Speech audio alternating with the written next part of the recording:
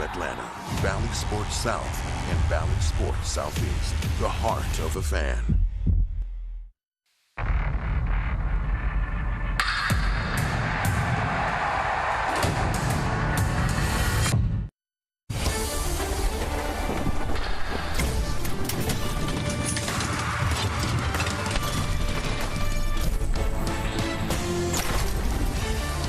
Start spreading the news. It's time for Braves baseball, presented by Truist. Once again, we join you from New York and Citi Field in Flushing, Queens, where the Braves and Mets play Game 4 of our series. With a win today, Atlanta could split this 4-game series and head back home 6 games behind the New York Mets. Hi again, friends. Chip and Jeff. It's cool, it's cloudy, it's drizzly, but it's time to get hot for Atlanta. And what better way to end the road trip, Jeff, than the way things started? Ian Anderson on the mound and perhaps back in the win column today. Yeah, one thing we saw from him Friday night down in Texas was strikes early in the count. I think he got 2 outs on 3 pitches to start the game.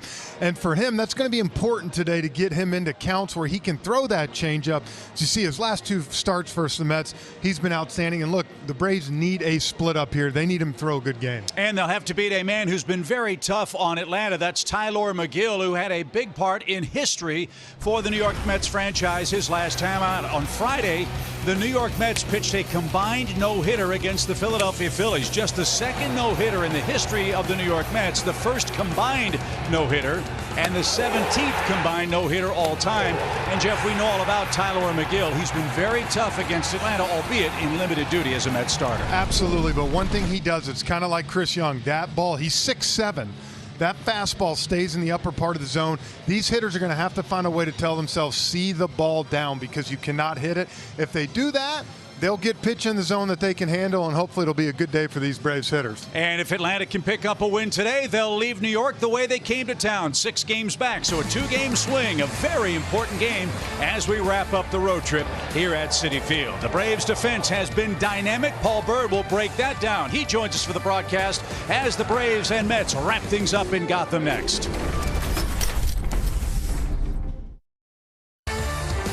Atlanta Braves baseball is brought to you by your local Ford dealer, Delta Airlines, keep climbing, and by Truist. When you start with care, you get a different kind of bank. Welcome back to New York, everybody. Citi Field. Braves, unfortunately, haven't been able to click and put together that strong win streak. What's the good news? They have a very good team, and they have an excellent defense. Statistically speaking, Dansby Swanson is not just the best shortstop in MLB, he's the best defensive player in all of MLB according to the numbers. Who did he credit when I asked him about why he is so good? Immediately, Ron Washington. When I asked Ron about Dansby Swanson, he said, I didn't catch a ball. Here's Ron telling us how all of it works. Well, I appreciate that, but I think he needs to talk about himself. I mean, he puts in the time, and whatever he gets, he deserves. He works hard at it, and he goes out there. He's very conscientious. He's always making his fellow infielders around him aware of what's going on. He's a very smart guy, and all I do is try to guide.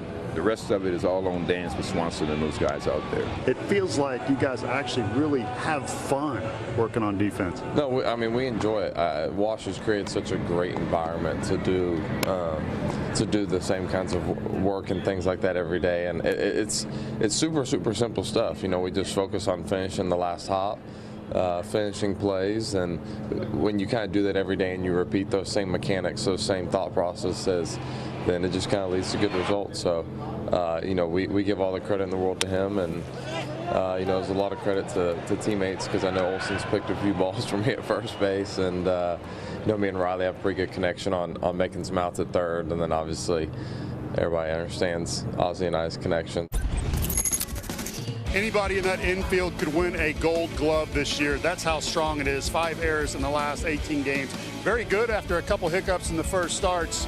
Albies, Onsen, Swanson lead MLB in innings played, and the 5 runs prevented lead MLB. I was told by a great manager one time, beware of coaches who want credit for someone else's success.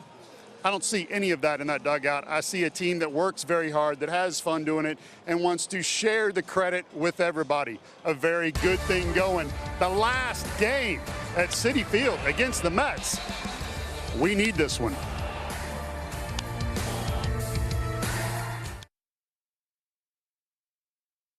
brought to you by Toyota. Visit your local Toyota dealers today. Toyota, let's go. The Georgia Lottery. Today could be the day. And by Yellowwood. If it doesn't have this yellow tag, you don't want it. Back at Citi Field, we can't wait to get home for myriad reasons, one of which, partner, is the weather.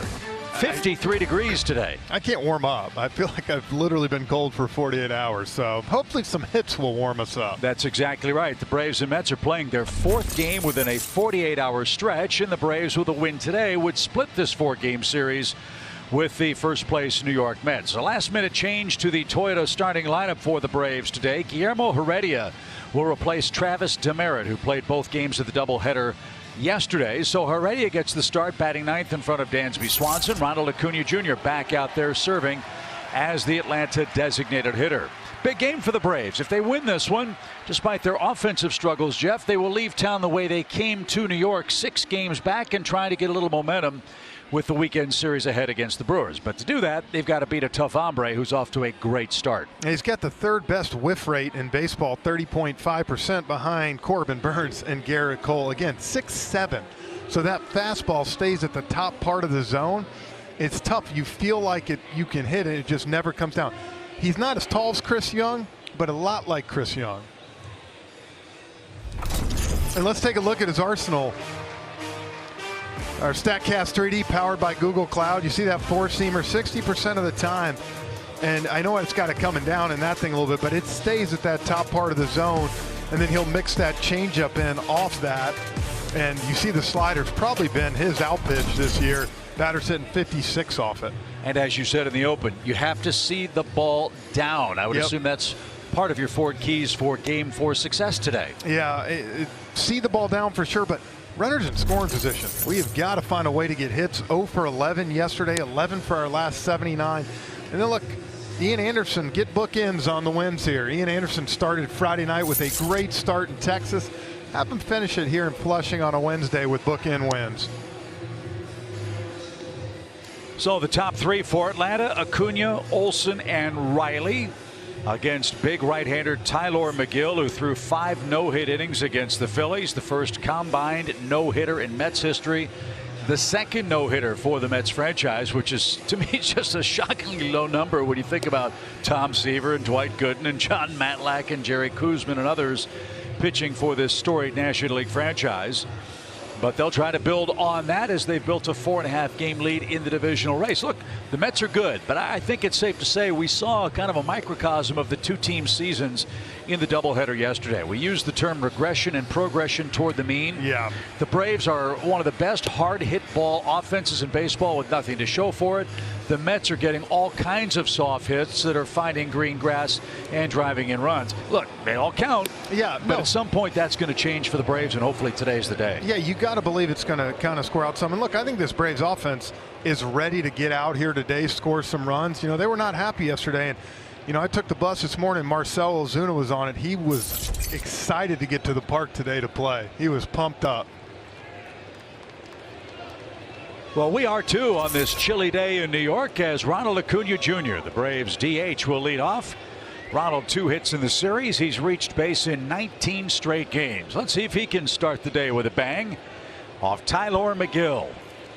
The king-sized right-hander with that modified delivery brings it. And we are underway. 94-mile-an-hour fastball. And there is strike 1. 4 starts against the Braves. Megill a .275 earned run average. The Mets have an infield shift for Ronald, who drives this one in the air to the right side. Long run for Pete Alonso. And he will run out of real estate. And Acuna behind 0-2. Well, it'd be nice for the Braves to plate the first runs in the game. That's been a bit problematic of late. And the record, as you said, has not been kind so far to this Braves team when the opposing team scores first. Braves have given up the first run in the game in 3 of the last 4 played on the road trip. As Megill turns it loose and a swing and a miss. Ronald's down on strikes. And that is how the ball game begins. Acuna out number 1. Here's Matt Olson. Now there's that slider we talked about. Hitters hitting 56, and he throws that fastball off it. So from that angle, it's just so tough to lay off that pitch. You really have to tell yourself, try to get on that fastball if you can. Matt Olson got on it yesterday, didn't he? Had a great day yesterday. Hit the home run, 2 doubles. One to right field, one to left center.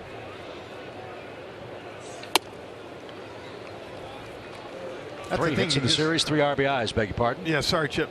It seems like all the guys can't get going at the same time. You know, Matt had some opportunities. He was not swinging it well. Now he's back to swinging it well.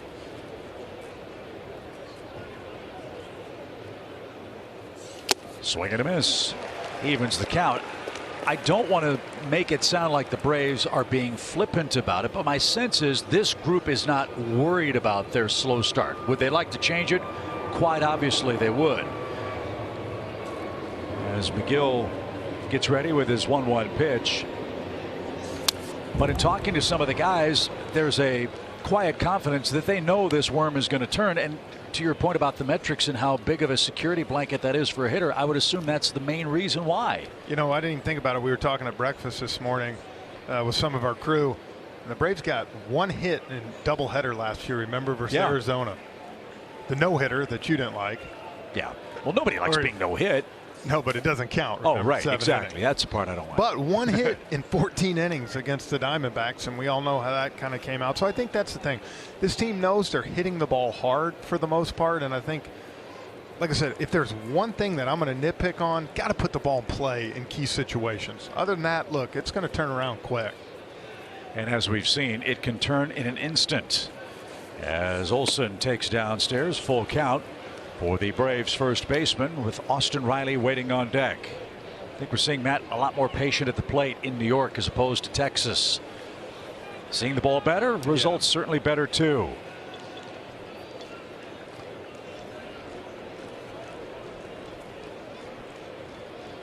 The 3-2.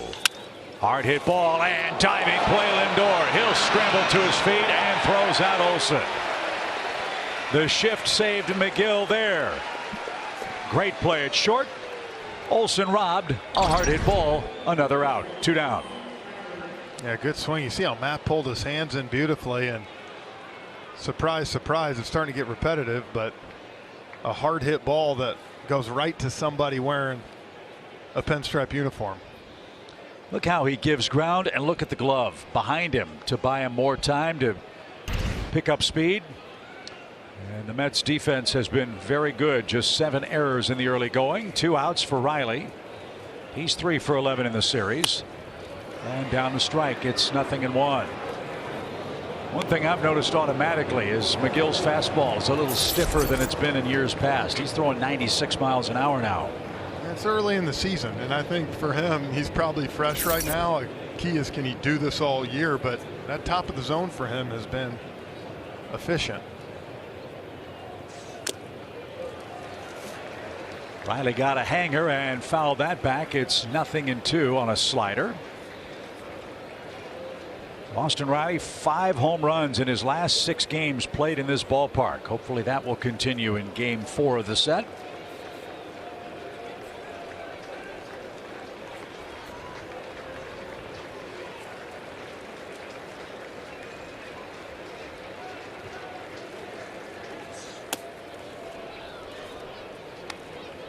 And now 1-2.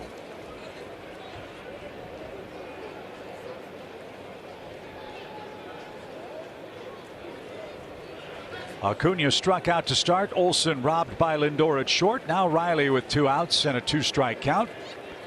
Mets hug the line at third, and the pitch. A swing and a miss. Changeup. It was a beauty. 2 strikeouts for Tylor Megill. Ian Anderson tries to do the same in the home first next.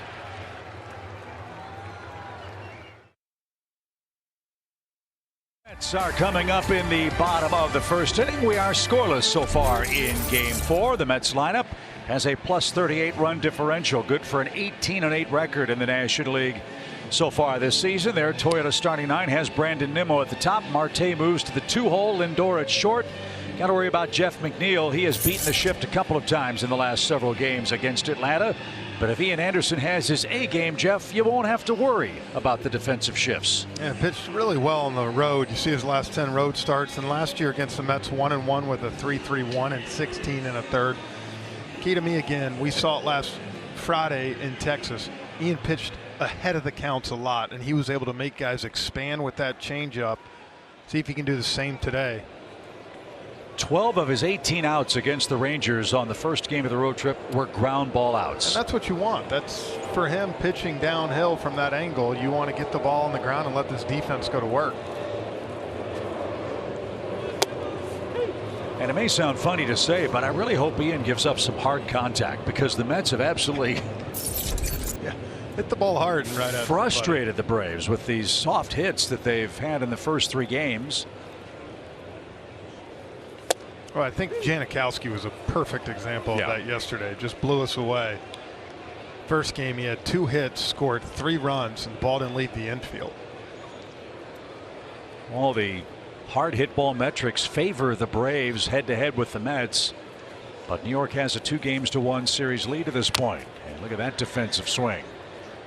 Garnered from Ian Anderson back at his home state here in New York. Nimmo 1 for 7 in the set, 3 homers, 7 RBIs.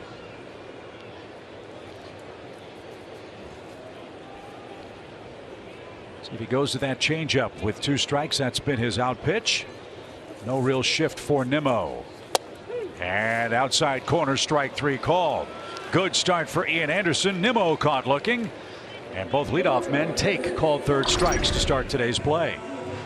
See Marte asking him as he walked back. Good changeup painted right on the outside corner. Nimmo could not pull the trigger.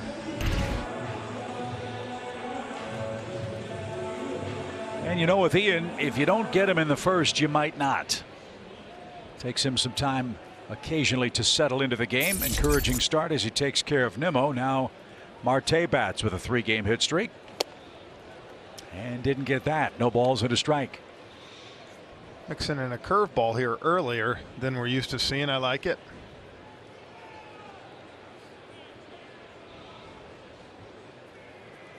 Marte played to pull as Anderson misfires downstairs, and an even count. Another curveball. Gentle breeze blowing slightly in toward the Mets dugout. On this chilly afternoon in Gotham, the pitch. Swing and a miss. It's 1-2. This could work out good too for Ian today, and the fact that yesterday between Charlie Morton and Kyle Wright, high velocity fastballs with that power curve. Now you're getting more changeup. And a line drive with 1 out. A 2-strike hit for Marte, his 4th hit of the series. But just a different look for these Mets hitters. So Marte a threat to steal. He's at first in front of Francisco Lindor. I like the pitch. I think it's the right pitch. Just too much of the plate. Kept it up. See d'Arnaud wanting this ball down in the zone. Boy, it's amazing. A pitcher misses his spot by an inch, and big league hitters most often make him pay. But you're double play away from getting out of the inning. Francisco Lindor is hitless so far in the series. And takes a strike. Brian Onora has the home plate duties for this umpiring crew today. There are Lindor's numbers for the year: 15 RBIs.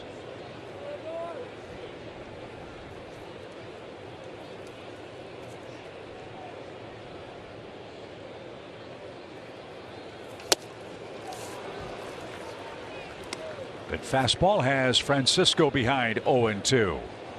Ian's got a good heater. That makes that changeup so devastatingly effective. Got that weird arm angle where it just kind of drags, and then it's like the Iron Mike just kind of boom right out of the arm, and guys have a tough time picking it up sometimes. Marte a short lead, not going, and off the plate. It's now 1-2. This is our last look at the Mets for a long time. We won't see them again until July, believe it or not. They come to Atlanta July 11th, 12th, and 13th.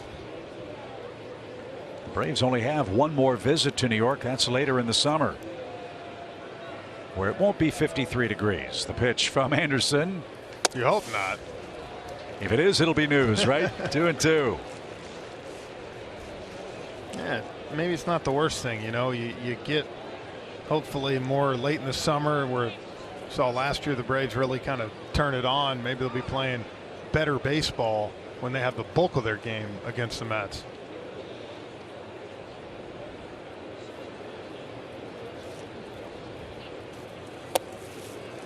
Lindor takes ball 3. So after an 0-2 start, Anderson nibbling just a bit, won't get a chase. And this is how the Mets play. They lead the majors in hits and on base percentage, second in batting average. Look for Marte to go here too. There he goes. The pitch is way high, ball 4. So Anderson lost Lindor after getting ahead 0-2 and trouble afoot in the first inning. 2 on, 1 out, and Pete Alonso the hitter.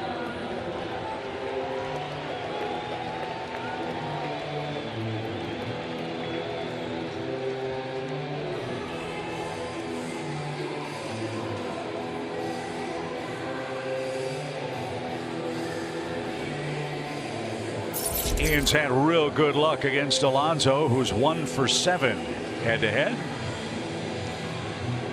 Last couple of years, the Braves have kept Pete in check, but he's had a good series, including an opposite field home run yesterday. He's knocked in 3 runs. Atlanta plays Alonso to pull, and the first is taken low. No chase. 1 ball, no strikes.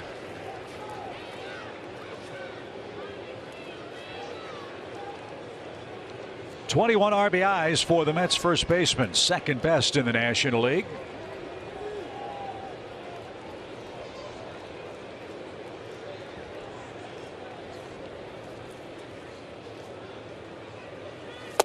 There's a good pitch. Good result too. Even count. C.J. Cron of Colorado is first with 22 runs batted in.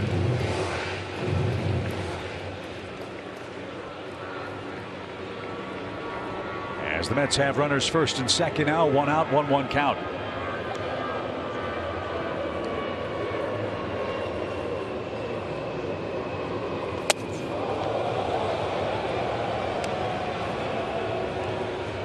Can't quite dial in that fastball yet. No, he's been missing. Kind of up with it. That changeup curveball so far has been good. He threw 2 good fastballs to Lindor to start him off to get him to 0-2, and he's thrown 6 out of 7 balls.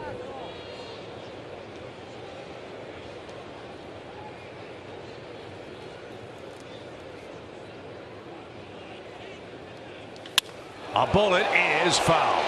He was all over that pitch and yanked the heater down the third base line. 2-2.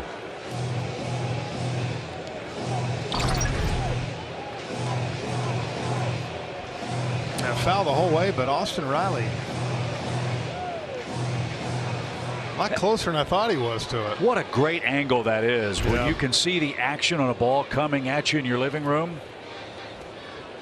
It had a lot of hook on it and almost picked off Laz Diaz, the third base umpire, who backs up a step or 2 into the grass at third base. Don't blame him. 2 balls, 2 strikes.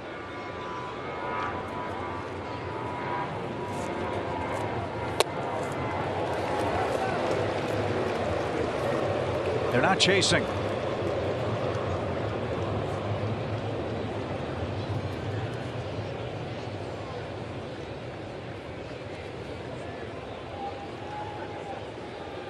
So another deep count for Ian Anderson. Back-to-back full count sequences to Lindor and Alonso.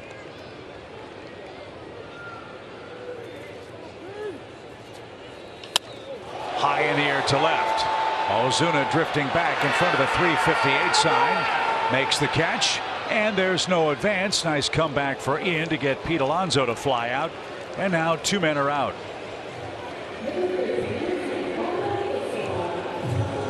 Got him a fastball. I think he just got it in on him by a little bit. That brings up Eduardo Escobar. He's knocked in a run in the series.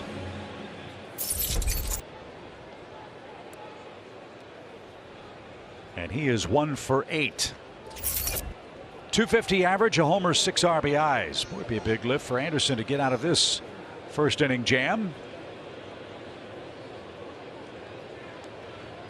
Bigger shift on for Escobar. Swanson almost behind the second base bag. And he swings the first pitch and pops it up. Who wants it? Dansby and Ozzie call for it. And it'll be the Braves shortstop who makes the play. And a great job by Ian Anderson to get out of first inning trouble. The Mets strand 2. Ozuna leads off the second. No score.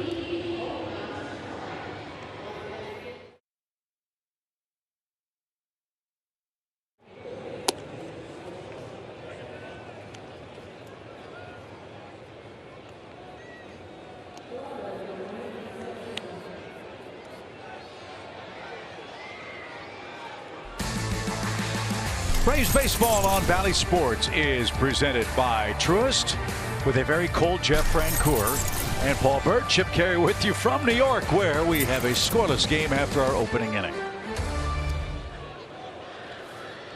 Good job by Ian Anderson to get out of the first inning.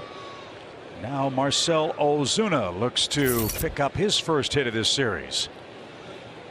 Ozuna, Albies, and d'Arnaud coming up against Tylor Megill.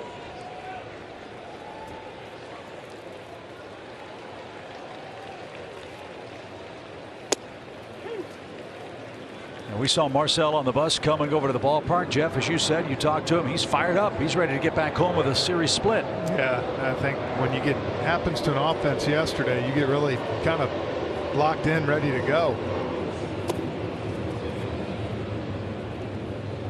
Take it personal. 1 ball, 1 strike. Well, the proof's in the pudding, if you will. Let's see if Ozuna can jumpstart a second inning rally here as Megill struck out 2 in the first frame. We talked with Marcell a long time on the plane ride from Texas to New York, and he noticed a mechanical flaw, if you will, in his swing that he's trying to correct. He's trying to keep that front side closed where he's hitting through the ball, and I think he's done it a little bit this series, but he's getting jammed now. He's got to find a common ground.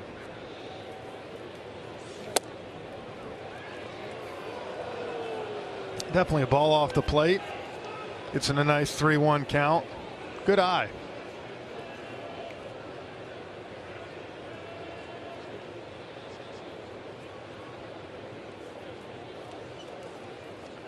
The big right-hander with that modified delivery brings it. And Ozuna hits it hard but straight up. McNeil and Nimmo converge. It'll be Nimmo, the center fielder, and that's the first out. 4 up, 4 down for Megill.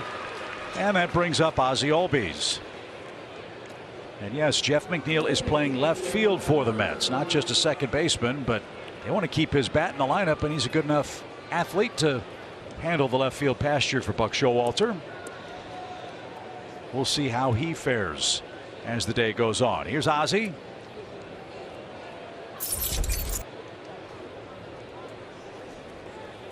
Ozzie hitting .218.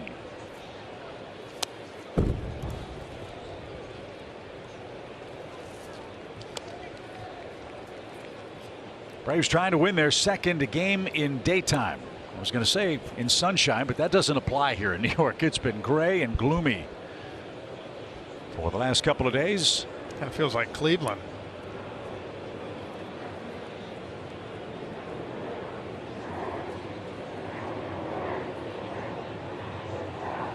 Oh, 1 pitch.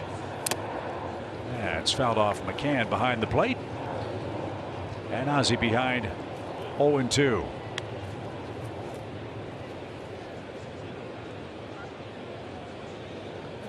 They give Albies the entire left side of the infield to play with. Tough to do with 2 strikes. But if he checks his swing and hits a ball toward third, he'll pick up a hit.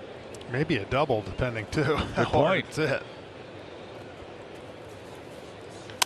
They pitch him that way, and he fouled it off.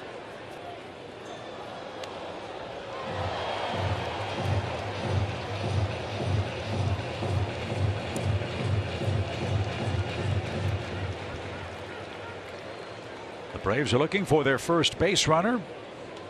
Ozzie Albies with 1 out.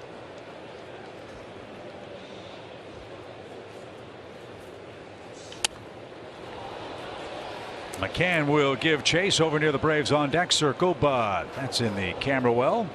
Down by Birdie. He had it all the way, didn't he? I need to ask Birdie, if the net wasn't there, do you make that play? Guys, I almost had that, the net. Little fail, but I was right on it. So you got a rain jacket on too today. Yeah. You like my new rain jacket? It's beautiful. Yeah, thank you. Hope it keeps you warm. Certainly does. No balls, 2 strikes for Ozzie Albies. 3-man shift for McGill, who comes set. And a swing and a miss. 3rd strikeout for the Braves among their first 5 hitters. That gives them 61 strikeouts on the road trip. 2 up, 2 down. Travis d'Arnaud has been a Met killer. Let's see if he can turn that trick here in the 2nd inning. 14 RBIs in 10 games against the Mets for d'Arnaud of late. And hitting .313 for the season. So he's back into form after an injury-plagued campaign for the Braves last year.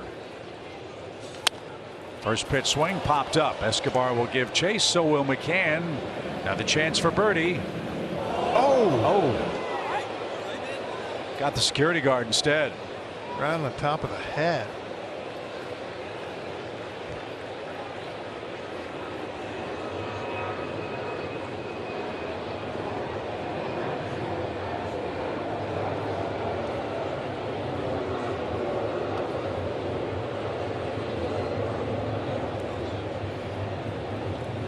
Got him right on the top of the head. That was a high fly ball too. Yeah. Braves dugout looking on. d'Arnaud checking out the security man as well.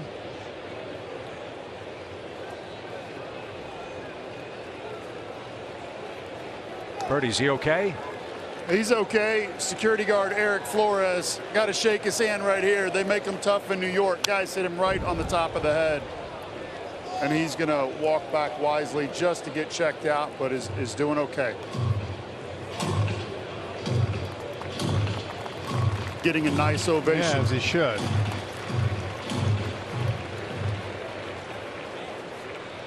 How'd the net not stop that ball? First the pitch, foul back.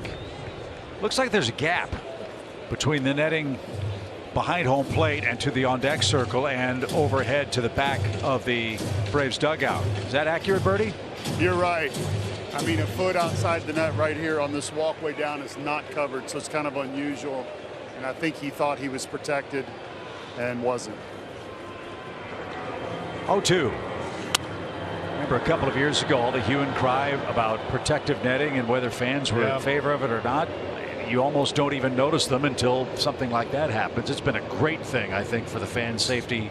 Well, it's been the best thing because you love, man, I'm going to bring my little guy, sit right behind the dugout. You used to have to, worry about it. Ball shot over there. I don't care if you're paying attention. Sometimes you don't have any time. Strike 3. 4 strikeouts for McGill. He drops the hammer on Travis d'Arnaud, and we head to the home second. No score.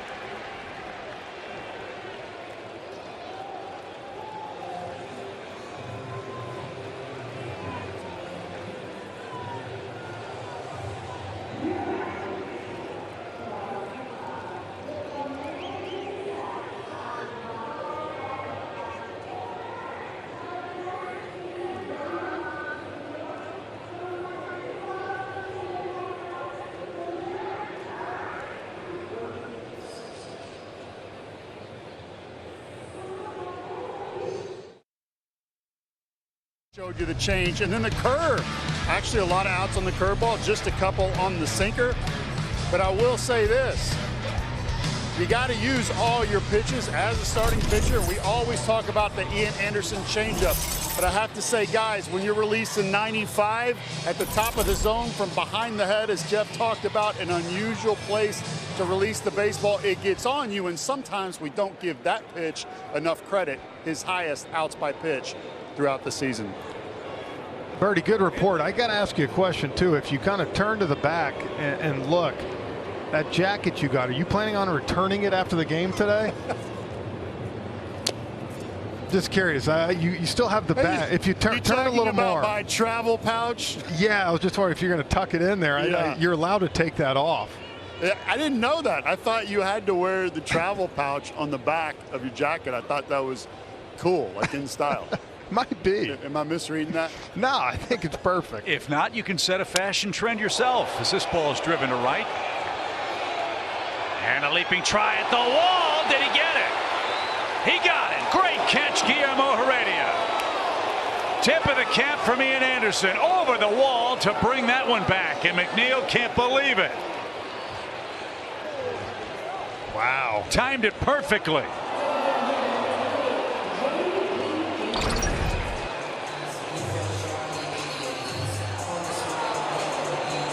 Great catch. That'll help your pitcher out right away.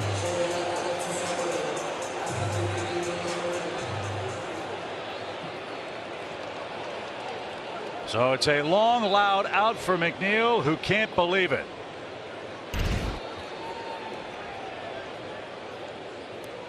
So there's a lift, a break. Let's see if Anderson can take advantage with J.D. Davis coming up.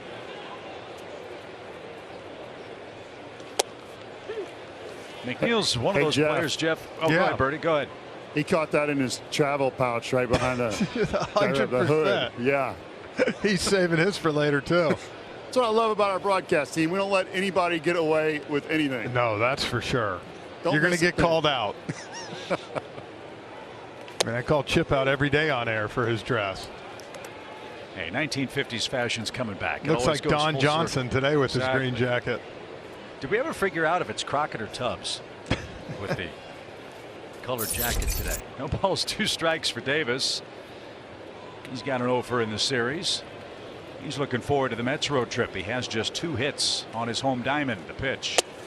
Now, while we're on our crew, I got to give a huge shout out to them down there for working these last 3 days here. They've been at the field for 48 straight hours, pretty much. Just about. Yeah. And if you think about it from a scheduling standpoint, it isn't ideal for anybody, but 4 games in 48 hours. And our great crew, you're right, has spent the vast majority of those 48 hours in the truck getting ready for the broadcast. So Gretchen Caney, Mike Miller, Steve Cardamone, Brandon Culpepper, Drew Jenkins, our New York-based crew, we really appreciate their hard work. And they'll be quiet on the airplane, taking naps, I'm sure. Forget Sean Farnham, our great photographer, with all the bump in and out video. Paul Bird's reports. They'll be napping on the ride home, and they'll be looking forward to a day off tomorrow. Before we start again with the Brewers Friday night. And stayed high for Davis. 1 blemish for Anderson. Deep counts. He's had a couple of 3-2s here in the early going, driving his pitch count up.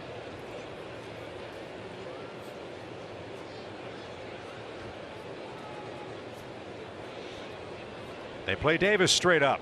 Olsen a little off the line at first base. And he lost him. Second walk. Both have come with 1 out.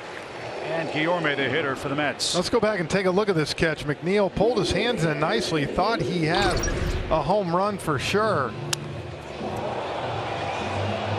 Reddy doing a good job. Look, see how he gives that look at the wall, goes up with that left arm on the wall. I mean, as an outfielder, Chip, that is exactly what you want to do. He knew exactly where he was, timed it perfect. And your pitcher will tip your cap on that one. Well, and you heard Paul's report on Braves Live and in our open. Nothing wrong with the Braves defense. They've been very good. The pitching has been very good. The relief work has been outstanding. All that's left to start clicking is the offense. And really runners in scoring position more than that. They've got their fair share of hits here and there. It's getting the hit when they need it. We saw Monday night here, they were able to do that. As Snit said, played maybe their best and complete game of the year to win the first of the series. Double play ball right to Ozzie. There's the flip, there's the turn, and just like that, Anderson is out of the second inning. No score after 2. Adam Duvall will lead off for the Braves in game 4.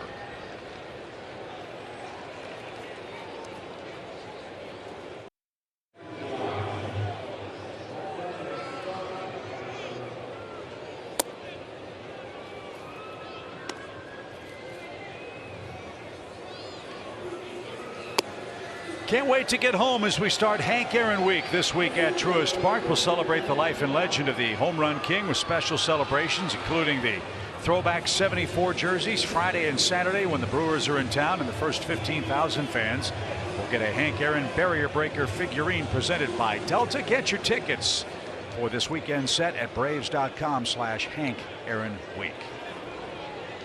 All right, great defensive play in right. You get a double play to end a second inning threat. Now it's time for the bats to go to work against Tylor Megill. 4 strikeouts for him in 2 innings. Duvall, Swanson, and Heredia are the men coming up for Atlanta.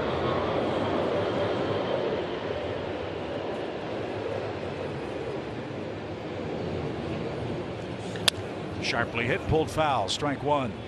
Good job. What you have to do here as a hitter, and we've seen it through 2 innings now, a lot of pop-ups, swing and misses on that fastball high. You got it, like I said, you tell yourself to see it down, but you got to really feel like you're getting on top of the ball. Almost take it, you know, to another extreme doing it.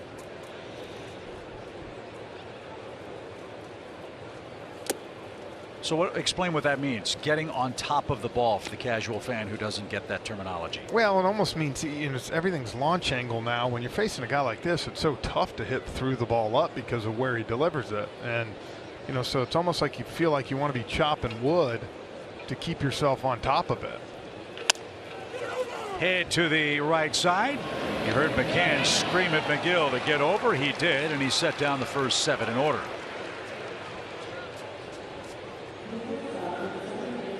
So Duvall is out number 1. Dansby Swanson is the hitter, and Dansby is today's Zaxby's indescribably good player.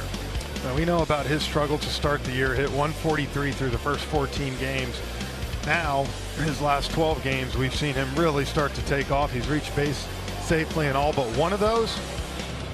He's done good work, hitting just under 280 here in 25 games at Citi Field. So trending in the right direction for Atlanta. Yeah, and look, we saw him do this last year. For me, it doesn't surprise with him. He's going to go through some times where he gets hot, gets cold, but again, I'll say this, his defense has never wavered through it. Now he's getting some key hits.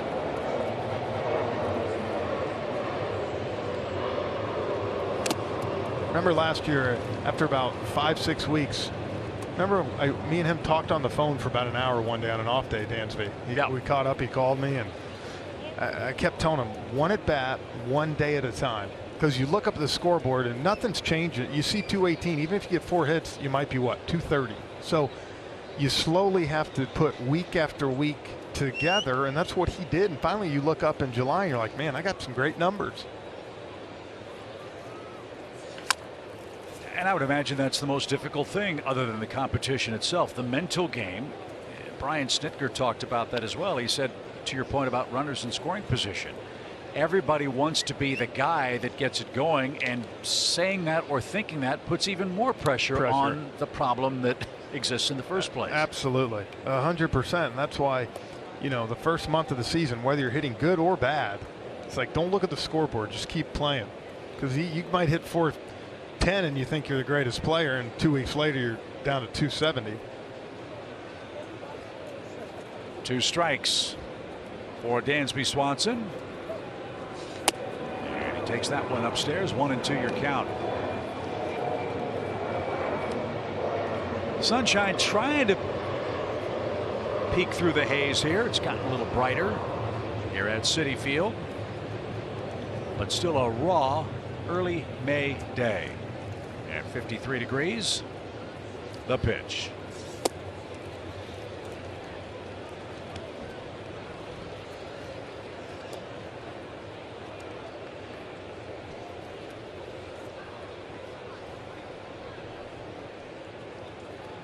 Guillermo Heredia is the 9th place hitter. He waits on deck.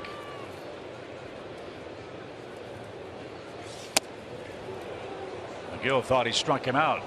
Now he's got a deep count. 3-2 for the Braves shortstop. 5 no-hit innings for McGill last time out against the Phillies. Sun's really peeking out now. Looks beautiful. Let's see if that's a good omen for the Atlanta offense. Pitch. And it is. Dansby takes ball 4. Remember, McGill had to make that sprint to the first base bag. He took a little extra time to get ready for Swanson's at bat. And his command escapes him here with 1 man out. Well, how many times you see a guy make a great play in the outfield or infield and come up the next inning and do something great with the bat? Ready off to a slow start this year. Could use a good AB here, something positive. He's 0 for 4 at the plate against the Mets. Time to change that. Pitching dominant for both clubs to start. And McGill misfires again. Ball 1. Just the 7th walk the Mets right-hander has allowed now in 30 1/3 innings. He entered play with a 1.93 ERA and an unblemished 4-0 record. All right side open for Guillermo if he can shoot one the other way. Dansby a good lead. Is chased back.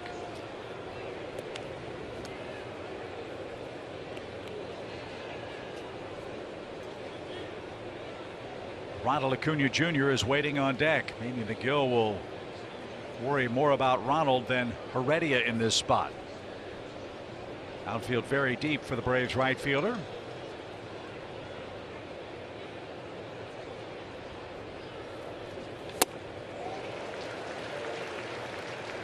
Good changeup, evens the count.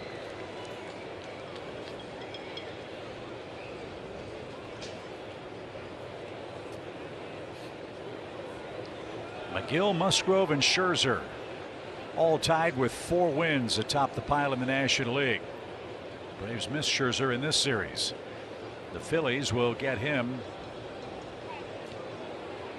when the Mets hit the road. They've got the Phillies for 4 and then Washington for 3. The Braves are home with Milwaukee, then Boston, then next weekend we've got the San Diego Padres. Foul back. It's 1-2. Yeah, tough homestand coming up. Good pitching. Got 3 playoff type teams.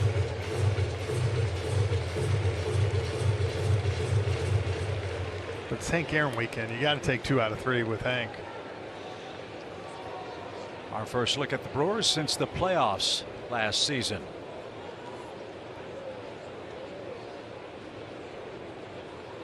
One ball, 2 strikes.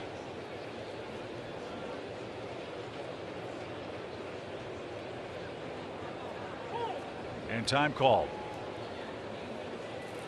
Yeah, Milwaukee first in the National League Central. The Padres are a half game behind the Dodgers.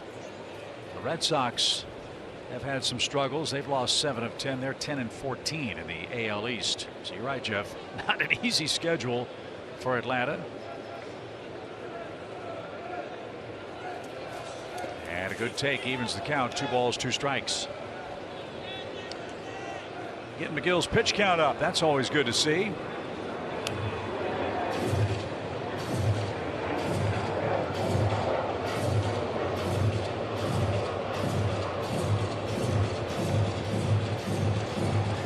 Braves are tops in the National League in home runs and extra base hits. They'd like either one of those here in the top of the 3rd.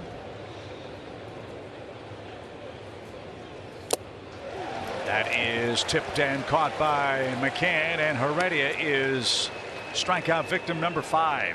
And that's to me where he's improved so much, is that changeup for him. Throws 95 with that fastball, and that changeup 88, but comes out of the same, angle. It's tough for a hitter to differentiate between the 2. Ronald was a strikeout victim to start his day today. Remember, 19 at bats at AAA for Acuna. He's had 21 in the major leagues this season. That was close at first.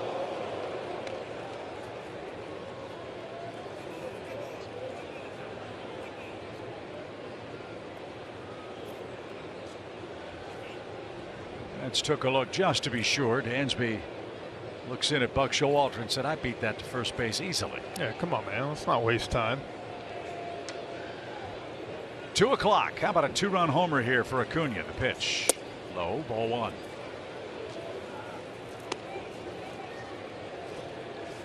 You've said before, 50, 60 at bats is when a hitter starts to really get dialed in. I don't know if you count the AAA at bats or not for Ronald.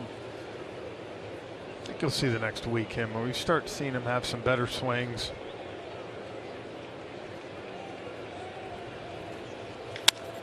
Driven towards center, but not much carry to it. Right at Nimmo, who's over a step or two. Acuna and the Braves are out of luck in a scoreless 3rd inning.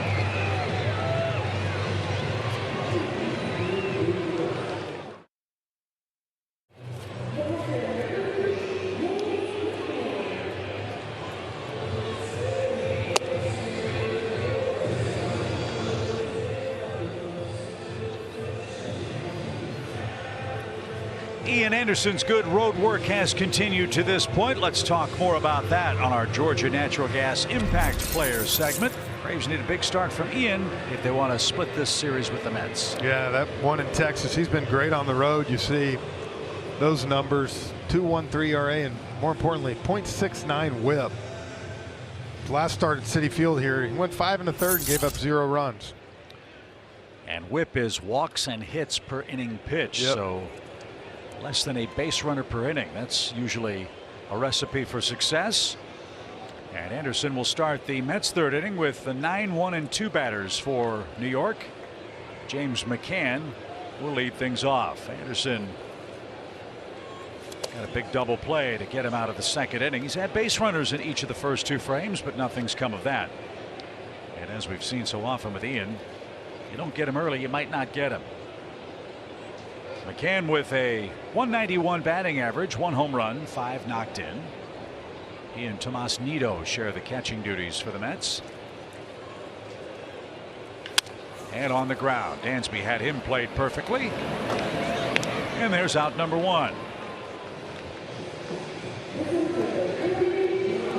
Here's Nimmo. He took strike 3.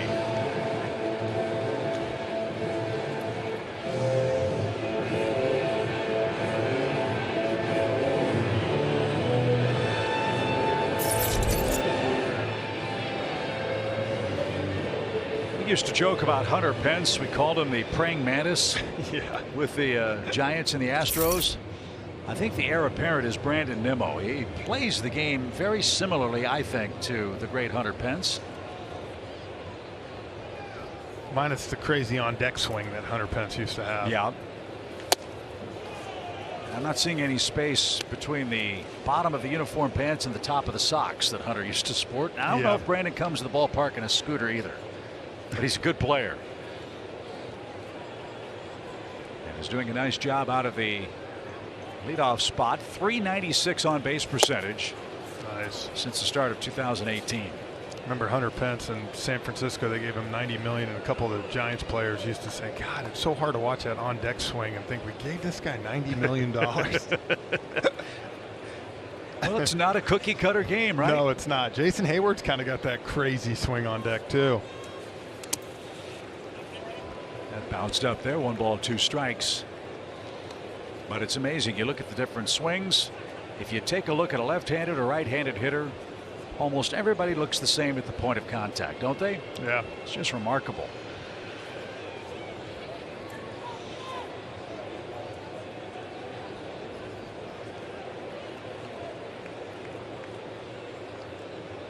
Righty versus lefty here as Anderson turns it loose, and no chase.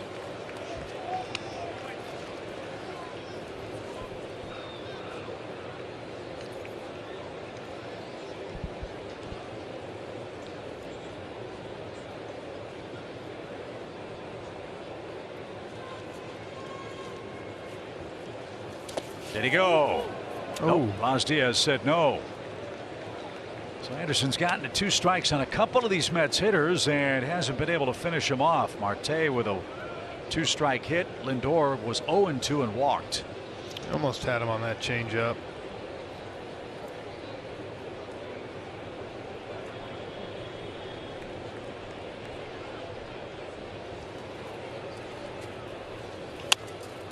It's driven out of play, foul. Anderson so far in the game, 15 swings, 7 whiffs, which was how Charlie Morton evaluated himself after the game yesterday. Jeff, they're not chasing stuff that he needs to have chased and not getting many, if any, swings and misses.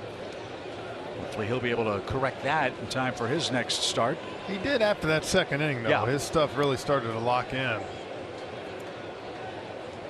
Just as it did after his 5th start last year when Charlie won 13 games down the stretch.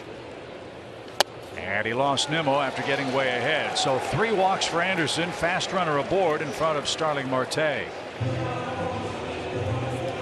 So 1 on, 1 out for the Mets. Here's a quick message from Texas Pete. Welcome to the tribe.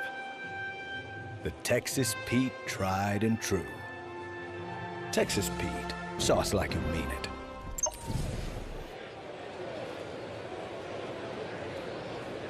Marte, a 1st inning single. He was stranded. Mets have left 2 on base. The Braves have stranded 1. Anderson has a double play ball already. Another here would be welcome. So far, tough day for the hitters. Only 1 batted ball in play over 100 miles an hour. And that was Ozuna, who flied out to center. That's for both teams.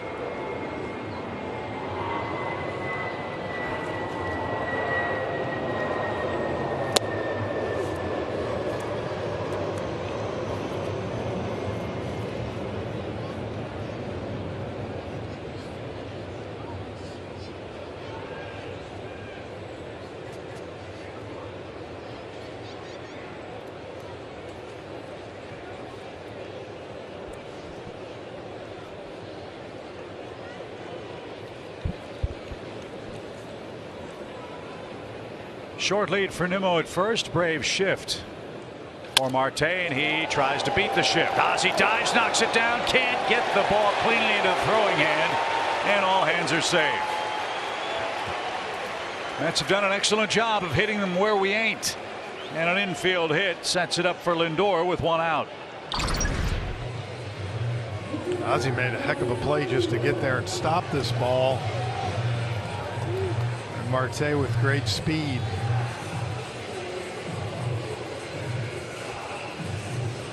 Even if Ozzie doesn't bobble that, I don't know that he would have thrown him out on that play.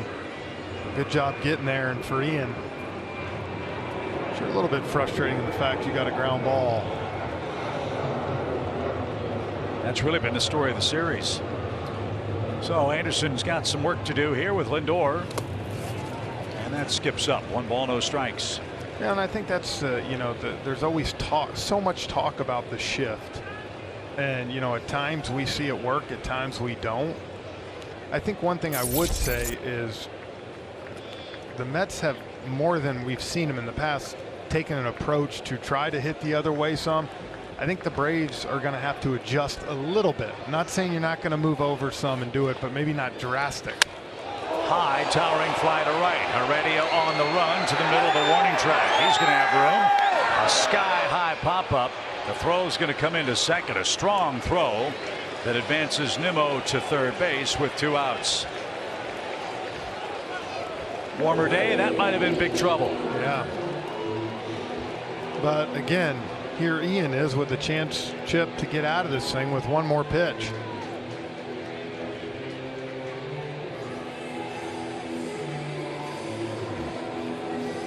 Pete Alonso stands in the way of that. He flied out to Ozuna in left.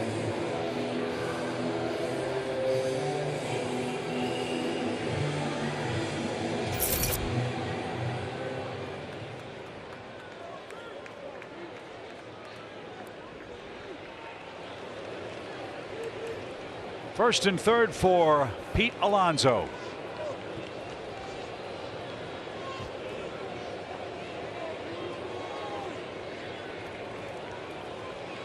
the Braves play as a pull hitter. And that's over the netting foul. Headed our way. Strike one. 49 career homers for Alonso here at Citi Field. Not an easy place for a right-hand hitter to do damage. So much so that several years ago they moved the fences in. It's still 408 to straightaway center field.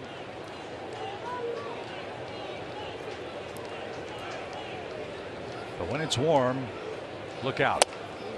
That tied him up inside, even count. Lindor's ball off the bat at 103 miles an hour. Didn't go. Yeah, it's got under it a little bit too much too. And like you said, right now, with it being chilly like this, ball's not going to carry. Played here for 2 years in April. I mean, you have to hit it here. And it feels like April here right now. It's warmed up a bit. It's up to 54. Heat wave. 1 ball, 1 strike.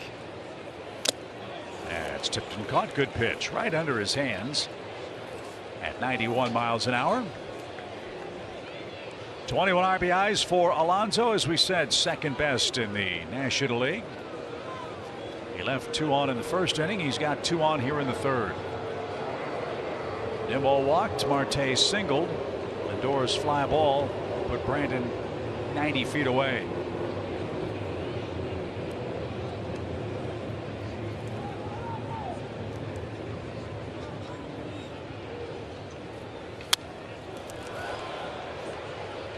That was a dangerous pitch. He was trying to go in. I like the idea, but he left that out over the plate. Luckily, Alonso fouled it back.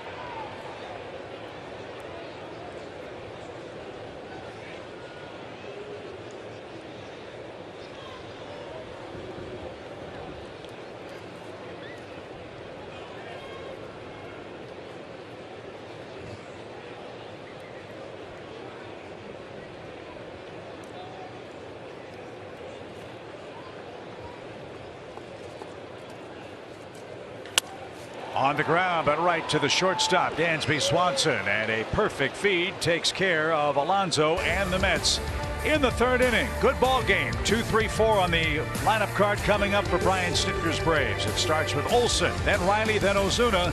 No score.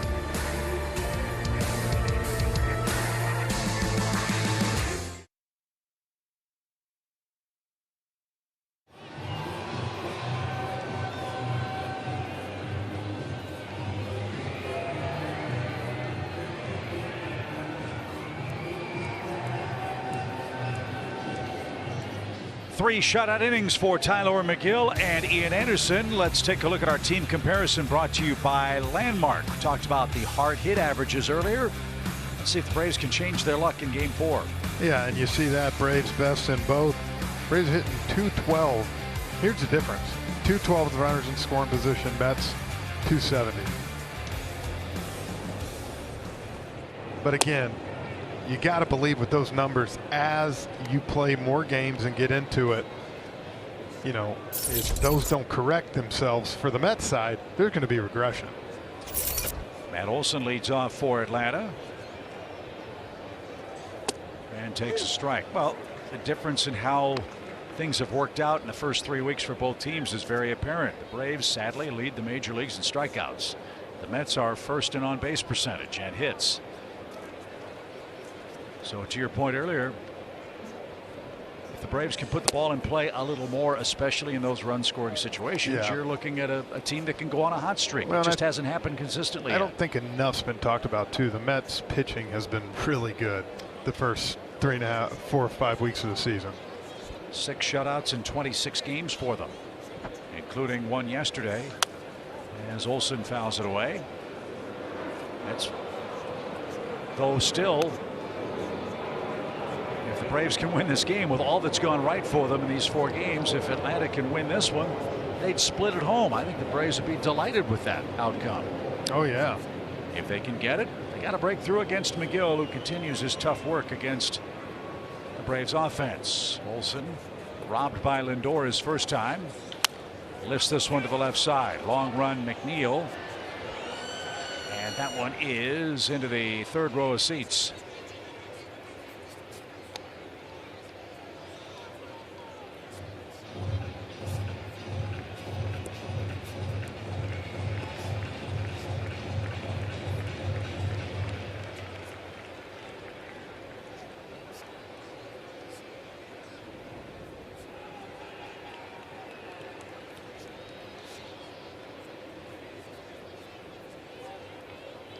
Matt ready with the 2-2 pitch.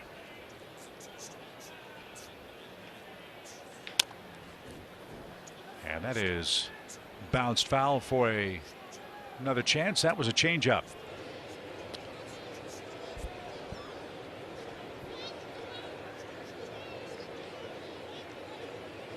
Olson, Riley, and Ozuna, their second look at the Mets right-hander Tylor Megill.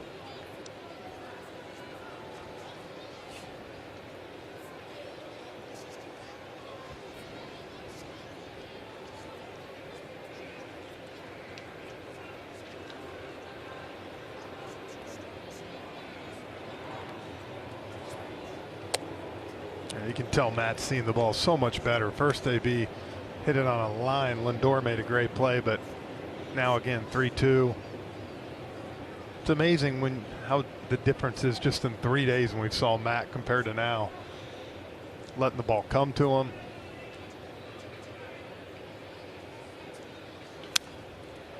And a tough pitch like that, he's still able to fight it off and keep the at-bat alive against a 6'7", 241-pound right-hander Tylor Megill. And this is the 9th pitch that Matt's going to see.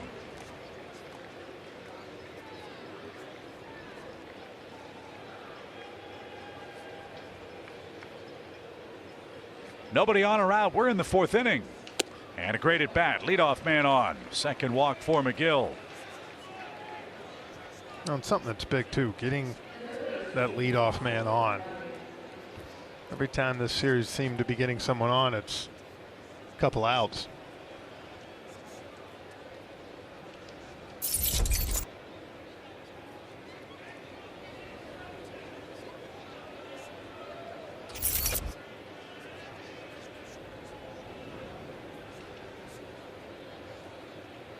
So here's Riley. He struck out his first time. Yeah, by my count, Jeff, including today's play, in 31 innings, the Braves have had the leadoff man on 9 times against the Mets. So promising start for the Braves third baseman. He's got the whole right side to play with as Alonso holds the runner. And Austin didn't get that. It's 0-2.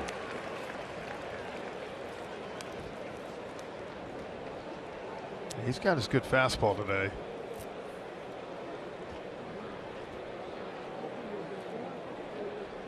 Riley's second in the National League in extra base hits and homers, third in total bases. Another MVP caliber start to his season. The pitch.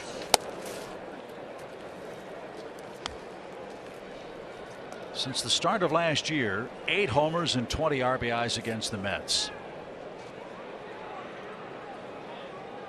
So right team, right town, right time for Atlanta to take the lead here in the 4th inning. No score.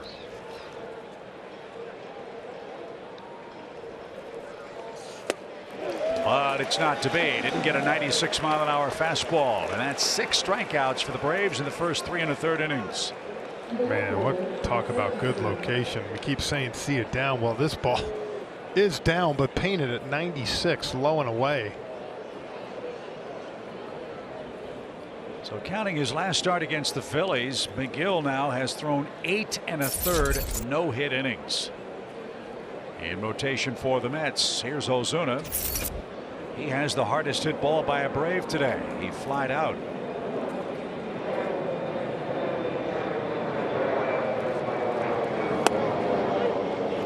And I think we're seeing the influence of Max Scherzer on Megill, mixing his pitches, throwing everything for strikes, good pace, gets ahead. That's funny. Last year he did good work against the Braves, but then you'd see him versus other teams really scuffle, and that happens. You know, some teams have your number, but this year seems to be putting it all together. Oh man, not close. Wow. He's telling him first one's down, and that one's 6 inches off the plate. Good Lord. Watch the reach. So Brian Onora missed that one. That changes the at bat. It's 0-2.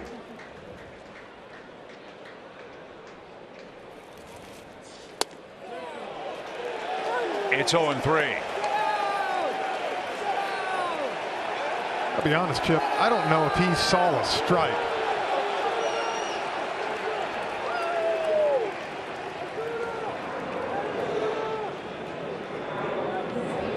I will say this, Honora at least let Ozuna say his piece.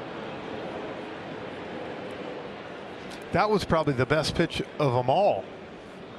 Let's see if it had the plate. No. It's hard to tell, but looked like it was off. Yeah.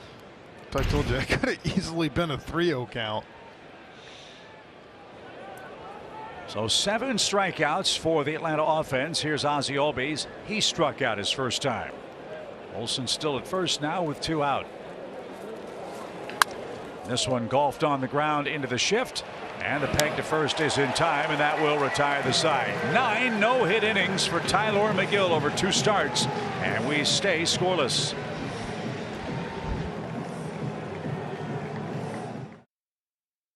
Million reasons why all of us who work in baseball love baseball, and here's another example of that in Toronto. Our T-Mobile coverage cam. Aaron Judge hits a long home run at Rogers Center. A Toronto fan caught the ball and gave it to an Aaron Judge Yankees fan, and look at that young man crying, so happy, so excited. A memory for a lifetime. That's phenomenal. Then all they did was go put up, I think, 8 or 9 in the 7th inning on him. That wasn't so nice for Toronto's fans. Glad for that kid that happened before they did that.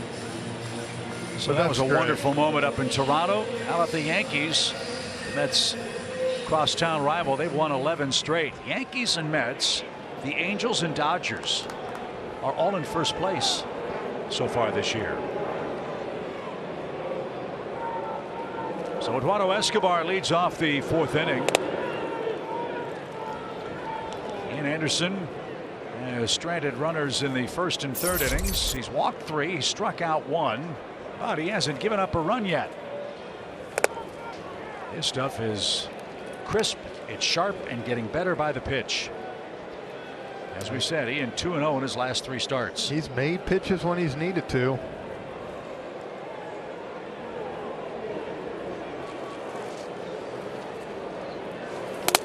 Back to the Ozuna at bat. We chatted a long time with Dansby Swanson flying from Arlington here to New York the other day, and he came up with an idea that I think is really something baseball ought to consider. In today's game, with all the technology, the iPads and the instantaneous video feeds that hitters can get for instant feedback on how their swings are, what the velocities are, etc. First, the 2-2 pitch, which is down low, no swing. All of those things as a hitter are extremely helpful, he said. Why not do the same for the umpires? And this is not a criticism of Brian Honora. It's a comment that Dansby made in the spirit of trying to make the game better. Use that same technology, as that's downstairs. Use that same technology, say, after the 2nd inning. Bring out the pitch charts, show the umpire where he's been right on, show him where maybe he needs to work on his strike zone a little bit more. And there's no advantage to either team because it happens after, say, 1 or 2 complete innings. Hey, well, what I like about it, look, no player wants an automatic strike zone. No. It's just not. I just don't think it's baseball. I don't think it's a good thing. So I do like it. And he made a good point. He said, look, hitters go, like Ozuna is going to go up there and look at those pitches after. Brian Honora doesn't have that ability where if all of a sudden you show him, and he gave, for example, Corey Blazer on Sunday in Texas was giving that inside fastball. Now both teams put a good bit off the plate. If he knew that after 2 innings can somewhat correct it, I thought it was actually a good idea too. And again, it's not in the spirit of criticizing the umpires. It's for making a better game. Yeah. Right, and if that can help keep the electronic strike zone away too.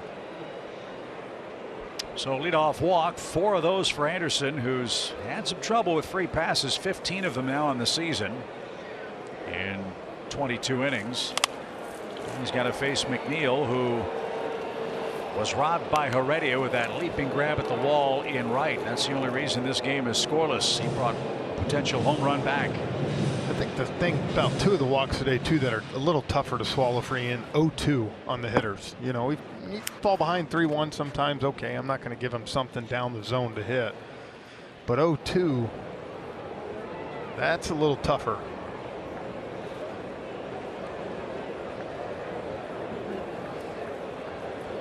Braves don't shift on McNeil with the double play chance here. That's in the dirt, got away, but not far enough. There's a break. Escobar couldn't advance.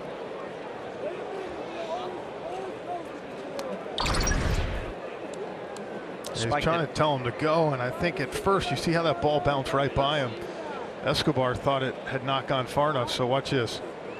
Starts to go and then slams on the brakes, and by the time he realized it went farther away, his momentum had stopped him. And of course McNeil saying, go, I want an RBI chance. Exactly. He's got 10 of those on the season. 1 ball, 2 strikes. And up and away. McNeil off to a great start. 5th in batting average in the National League. 10 multi-hit games already for New York.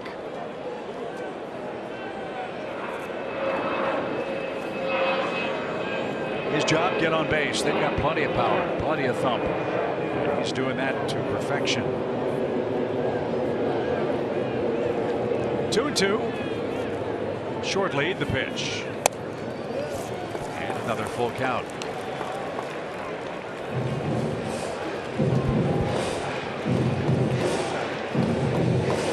Okay, with an off day tomorrow too, and the Braves bullpen well rested. Would not be surprised to see someone start playing catch a little bit. Ian's missing with that fastball up in the zone. 6 full counts for Ian among the first 15 hitters. He's walked 4 of them. And the pitch. Lined into center, but right at Adam Duvall. And he'll make the play for out number 1. Hard hit ball by McNeil. He's 0 for 2, and the double play still in order if J.D. Davis will oblige Ian Anderson.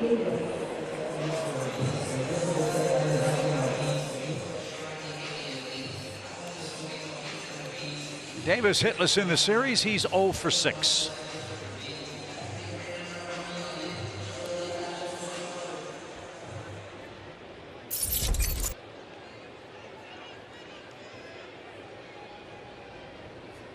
Braves have turned 1 double play behind Anderson today. That ended the 2nd inning for New York.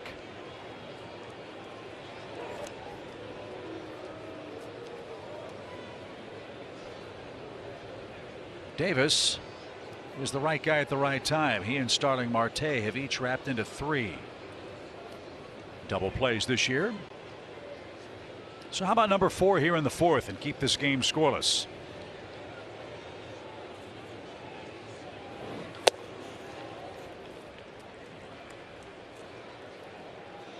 That's the pitch we've seen Davis have trouble with all series, Chip. That fastball a little bit above the belt.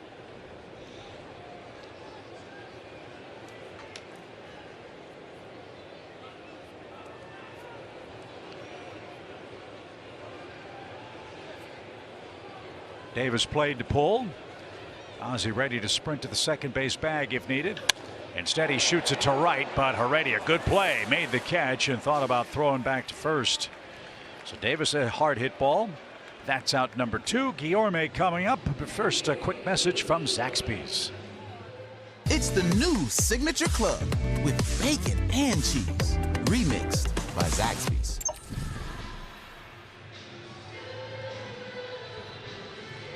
Anderson's giving the Braves a shot today. He's pitching well. Yes, he's walked 4, but not too many hard hit balls off of the Braves' young right-hander. Let's see if Guillorme can be retired and turn things over to Travis d'Arnaud, who leads off when we get to the 5th inning. No score, just 2 hits, both of them by New York. Fouled away left side.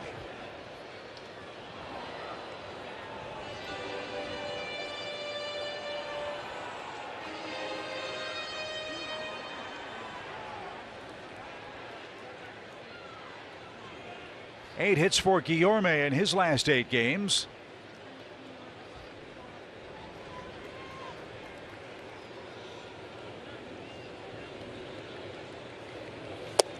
Pointed it out the other day. No batting gloves for Luis. But he does have the golf grips on the bat handle. You never liked those, did you? I didn't. It made the. I used them every once in a while, but majority of the time I'd like the pine tar more. 2 strikes. That's upstairs. 1-2 for the man playing second for the Mets today.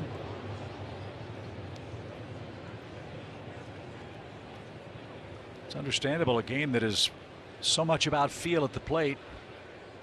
Every hitter has a different feel when they stand in the batter's box.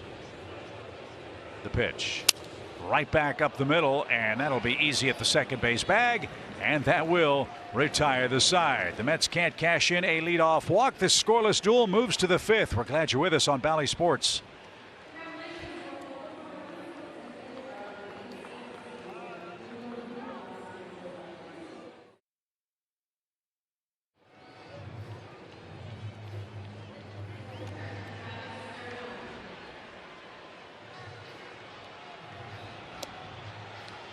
Travis d'Arnaud set to lead off for the Braves in the 5th inning. Let's take a look at our Liberty Mutual Insurance field coverage. Travis d'Arnaud, career .417 hitter versus the Mets, his former team in 10 games. And he's second among MLB catchers with 21 hits this season. JT Realmuto with 22. So we can tie him up right here. Yeah, got to find a way to get something going against Tyler McGill. Braves and Mets have not scored. Atlanta looking for their first hit. They have walked twice and have struck out 7 times. So McGill into the 5th inning, as we said, dating back to his last start against the Phillies, counting his 4 hitless innings today. That's 9 innings without allowing a hit to the Phillies and the Braves. He's 4-0 for a reason, and he's showing us why today.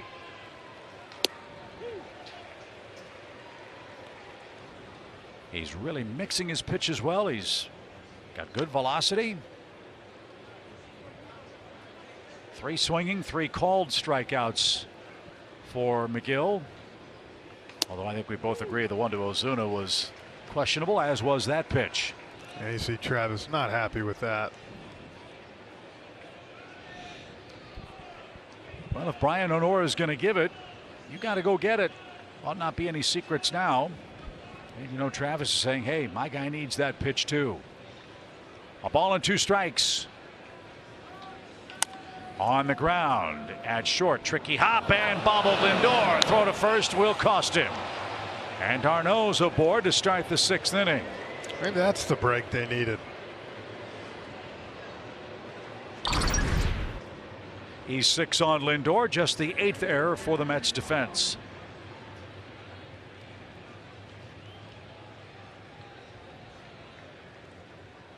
Good hustle by Travis too to be running. If you're not running right there, you don't beat that out. 3rd error for Lindor on the year. One thing the Mets have done a good job this year is taking care of the ball defensively. Only their 8th error on the season.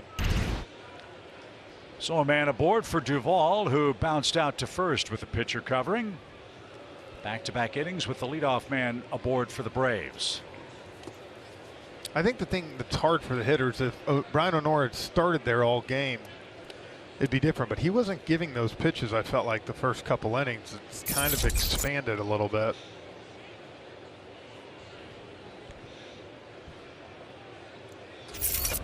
Let's see if Duvall can punch a ball through the right side. You really have to hit it for it to go today. Might have to manufacture your runs here in game 4 of the series. The pitch. Sharply hit. That's a bullet through the left side. So here come the Braves. An error and a single. That breaks up the no-hit bid. And Atlanta has its first threat of the game. 2 on with nobody out. And the big crowd will applaud Tyler McGill's 9 hitless innings that came to an end today. Well, there's that fastball up that we talk about doing a job to get on top of him. Look at him. Really nice piece of hitting. So let's see how the Mets defend Dansby Swanson here. On a day where it's cold, the ball's not traveling. At the very least, you want to advance one of these runners. Ideally, you'd like to bring him in, but you got to get him to third and then see if you can pass the baton. Heredia and Acuna will follow. Alonso is not going to hold d'Arnaud with a runner at second.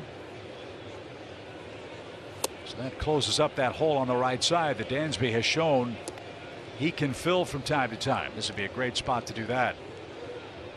Swanson walked his first time up.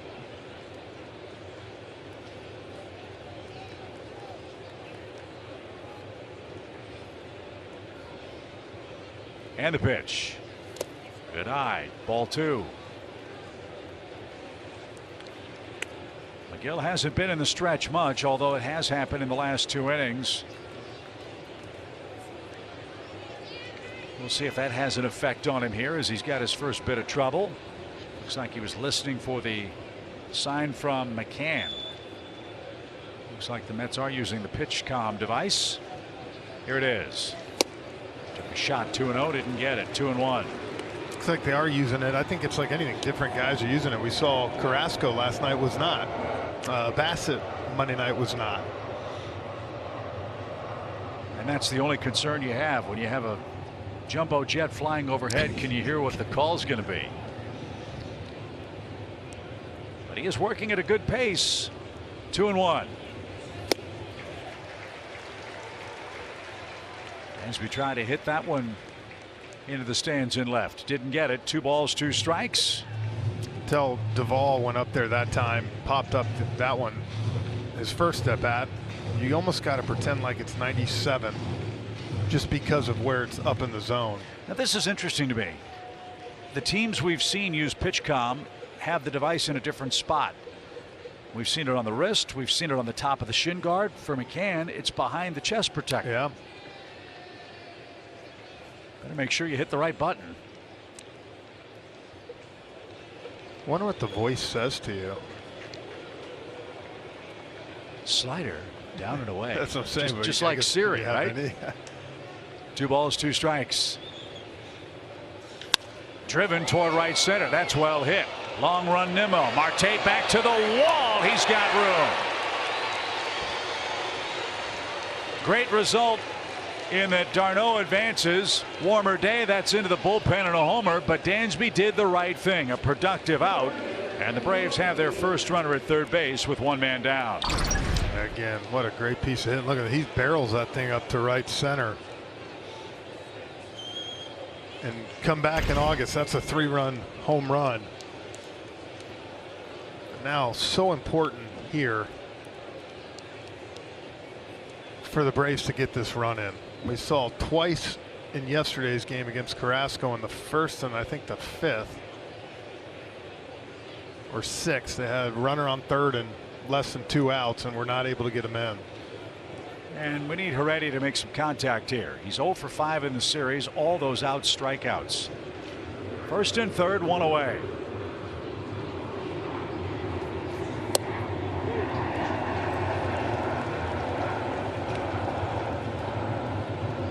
Braves were 0 for 11 with runners in scoring position in game 2 yesterday. 1 for 13 on the day.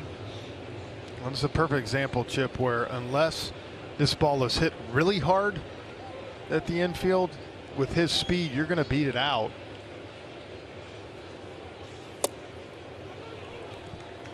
And he takes ball 1 to even up the count. And in this game, the way it's going right now, you never know. 1 run could be the difference. Braves got their full bullpen ready to go today. Yeah, you get the lead, you can unleash the night shift. But you got to put it in play here. That's been the problem for Atlanta on the road trip. The pitch. Good eye. Last 20 games, the Braves hitting .159 with runners in scoring position. .171 with a runner at third base. It gives us no pleasure to speak those numbers, but in a scoreless game, that's the important stat that Heredia will try to improve on right here with 1 out. And now it's 2-2. Error, single, deep fly to right center by Swanson. 1st and 3rd, and an even count for the Braves' 9th place hitter, Guillermo Heredia.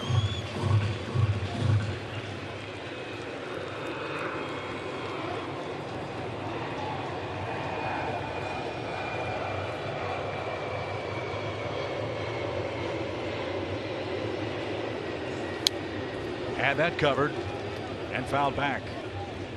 Yeah, I think that pitch might have done a favor. He hung a changeup.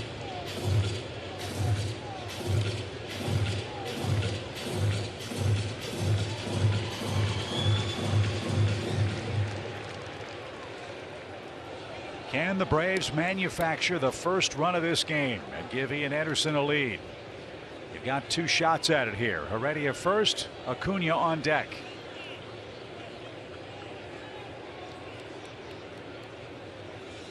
Nope. 8 strikeouts, 2 outs.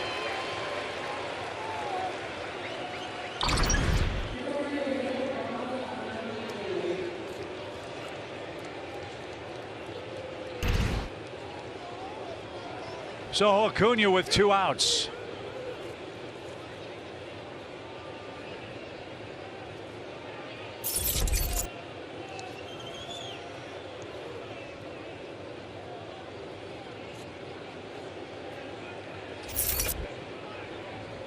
Can Ronald rescue the Braves? He has struck out and flied out.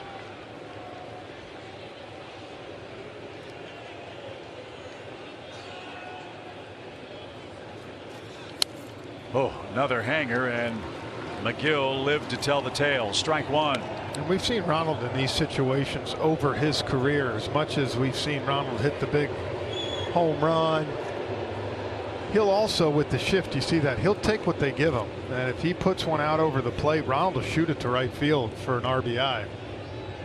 Yeah, a homer would be great, but a single would take the pressure off. And, you know, like you said, you get 2-0, 3-1 in the count. Yeah, but now if you're down in the count or 0-1 like this, perfect chance for him to get the Braves on the board. A lot of pitches for McGill here in the 5th. The inning started with an error and no chase for an even count.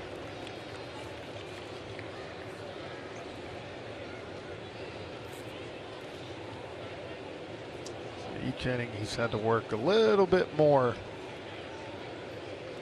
exert a little bit more energy to get out of it. 1 ball, 1 strike, 1st and 3rd, 2 outs. All right, Ronald's battled back to get ahead in the count now.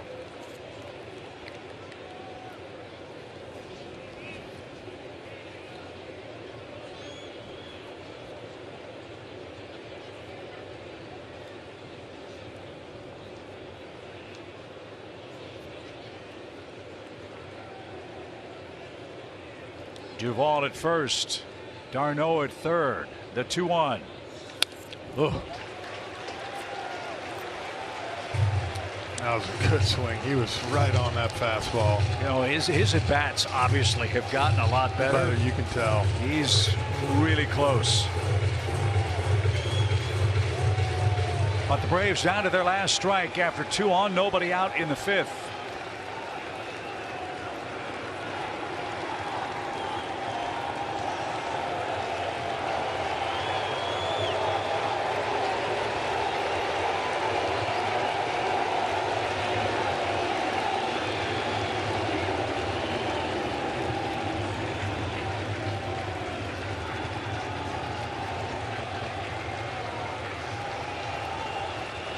So here we go, 2-2.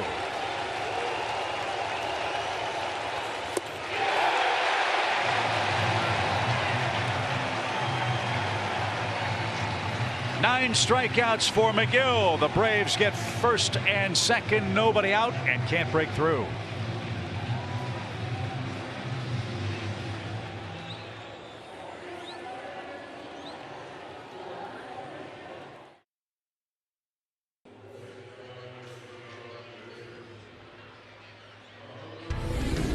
Time for today's Xfinity game break. Arizona and the Marlins down in Miami. Madison Bumgarner on the mound trying to help Arizona win its 3rd game in a row.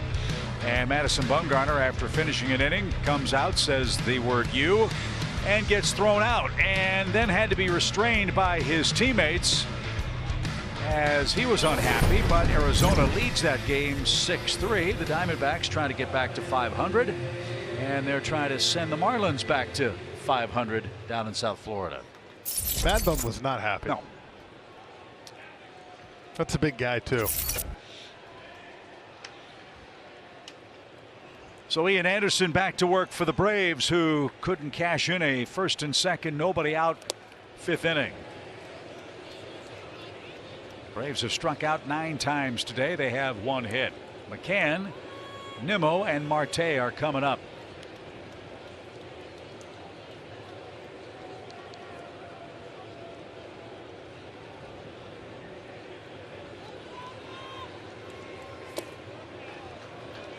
Now, it's kind of funny that Madison Bumgarner, who's been known to take part in calf roping, had to be roped by about 5 or 6 guys. It took that many guys to get him in there. That's a big dude. But he obviously fired the team up. They were down 3-0 and they're up 6-3. Marlins are in second place behind the Mets in the East. As this ball is hit toward third and under the glove of Riley. That's off the tarp. And Dansby's got to hustle out and pick up the baseball, and no advance by James McCann. There's a break. Ball stuck, and Dansby had to rush out there. Ozuna couldn't get there in time, but it's a long single, and the Mets have their leadoff man on.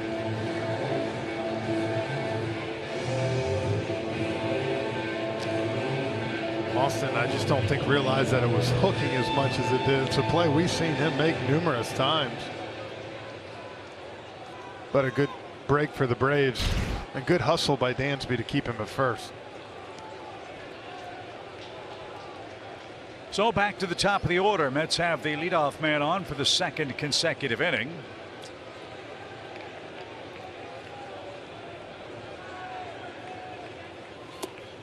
Mets have left 5. The Braves have left 4. For the first 4 turns, make it 5 turns at bat for the Braves. Don't want to fall behind. That's been a very, very rough road for the Braves.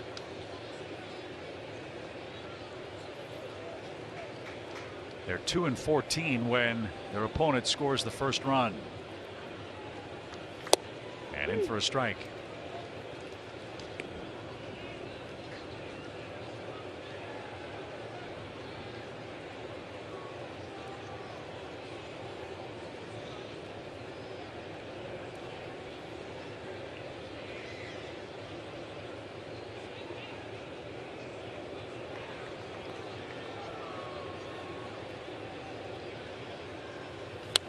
That skied off to our left. And a fan from Clifton Park, New York makes that play. Ironically enough, that's where Ian Anderson is from. Shenandoah High School. 1 ball, 2 strikes as we approach 3 o'clock. Nothing game. McGill versus Anderson. 2 terrific young right-handed pitchers.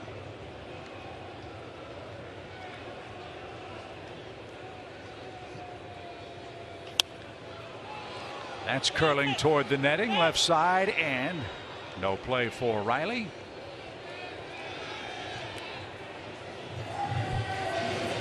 It's still 1-2.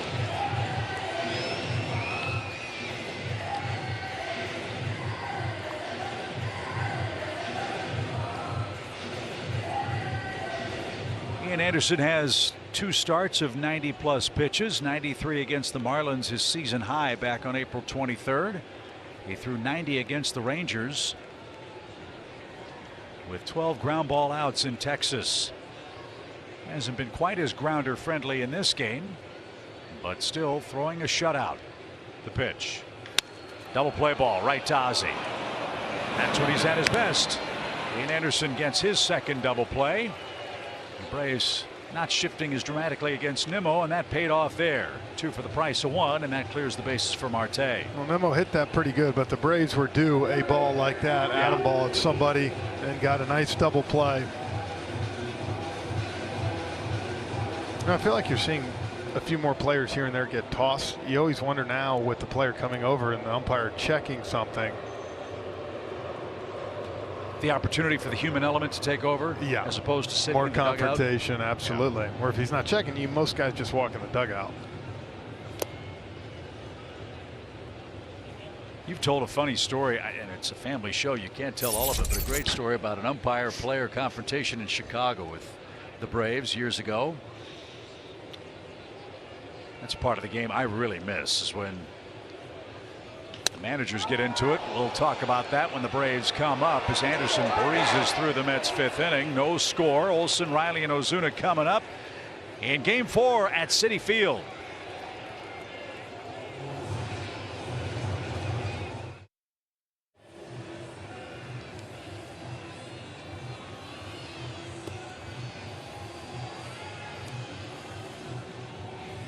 Gonna give up one hit. Jeez. 7 new bobblehead giveaways have just been announced by the Braves. They include Brian Snitker with a World Series trophy, Tyler Matzik, Charlie Morton, and today's starter Ian Anderson. There's also an Ozzie Albies giveaway too. Check it all out. Go to Braves.com/promo. A couple Braves fans. They've seen a great pitching matchup. McGill versus Ian Anderson. Braves couldn't break through in the 5th. Let's see if the 2, 3, 4 hitters can get it done here in the 6th inning. We were talking about that umpire-player situation that you experienced firsthand with the Braves at Wrigley Field. Yeah, there's some good ones. Oh, but it is a good human element of the game. There's a lot of great ones out there. I mean, that's one thing I really miss. Bobby Cox chirping at the umpire. We had the microphones right by his perch at Old Turner Field. You could hear him sticking up for his guys. Yep. As Olsen has had a good day at the plate, seeing the ball well, fouled back. And the way this game's going here, you get the feeling someone's going to have to almost run into a long ball here. Both. I think that's going to be the fascinating thing to follow. If indeed the baseball is going to suppress offense the way it has, as this one shot toward left and playable for McNeil. That's the first out. The teams that can manufacture offense are going to have a leg up on everybody else, as there's the leadoff man retired. Austin Riley, the hitter, he has struck out twice. Bertie, I hear you got a good Mad Bum story. Now everybody's got the good Mad Bum stories. I loved talking to him in Atlanta a couple years ago, and I said, "What y'all do last night?" He said, "Well, my brother brought down some bales of hay and some cow horns, and we practiced roping in the Lenox Mall parking lot at 1 a.m. And I was like, "Man, I don't think I've ever heard that before." And I would imagine that's the last time that's happened. Well, I was going to say, I've heard some crazy stuff happen at the Lenox Square parking lot before, Yeah. but not fake cattle roping. Well, here's my point. Even if there's a little dangerous down there at that time, you know, I'm not going to mess with those guys. Yeah, you see a guy doing that, you run. Yeah. That was like Adam LaRoche. He used to sit in the locker room for 2 hours, and he had a small little thing, and he would rope all day. 2 hours before the game. Right next to my locker, and he'd give me a chance every once in a while. How'd you do? Not good. There was no roping team at Parkview High School? No, they skipped that. Mad Bum delivered that story with a great country accent, and it was so genuine. You almost didn't think it was that unusual. He had a blast. Madison Bumgarner can do whatever he wants. The pitch is rolled slowly toward third. Got a chance to beat this. Bang, bang play, and they got him. EY says check it out. It's going to be close here.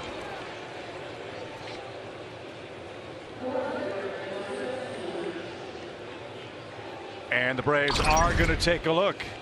Did he beat it? Looked like it from there, didn't it? This will tell the tale.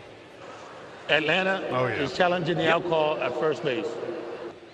Hey, nice job by Laz Diaz with the microphone. Nice broadcast presence. Didn't pop the peas. And this is going to be overturned pretty easily. Chad Fairchild made the bang bang call at first. The crowd groans. They see Riley beat it out. So Austin will pick up his first hit of the day, and that's a start for Atlanta in the 6th inning.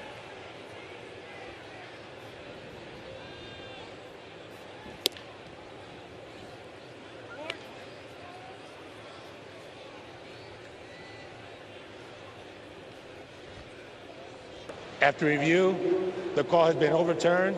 The runner is safe. Atlanta retains their challenge. I want to see the umpires, when it's safe, just do like a big save, you know, like the Ric Flair would do. Come on. You heard Ted Barrett told us a couple weeks ago, as they start to feel a little more comfortable, you might see some of that come out. I love it. I think it's a great idea to inform the fans to what's being challenged, and by extension, us for you at home. Yeah. Well, let's see what kind of strike zone Marcell gets here in the 6th inning. 1 on, 1 out. Braves have their second hit.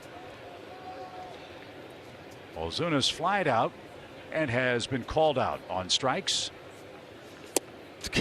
Mike Miller just got my ear and made a great point. Cowboy Joe's probably mad he couldn't do that for one game. That's a great point, Mike.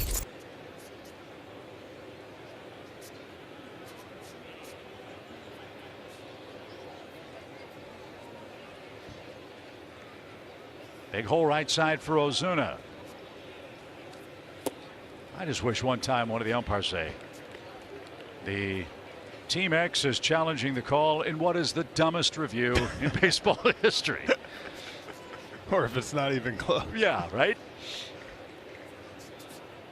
But it's a great idea.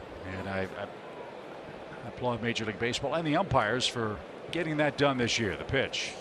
He shoots that to right field. That's going to get down for a hit. There we go. Marcell is not going to go 0 for New York. So again, Atlanta threatens. 2 on, 1 out. Back-to-back hits. Well, look, Marcell's first at bat had a good at bat. He got to a 3-1 count and hit a high fly ball. Second bat just never had a chance. Here gets a ball off the plate. Gets it off the end of the bat. He's able to use that right side and now give Ozzie a chance to get a run. Started to get some opportunities here. Now you're just waiting for that hit from somebody. Jeremy Hefner, the Mets pitching coach, will pop out and let McGill settle in. Let's see if the Mets bullpen starts to work as we pause quickly for a message from Delta.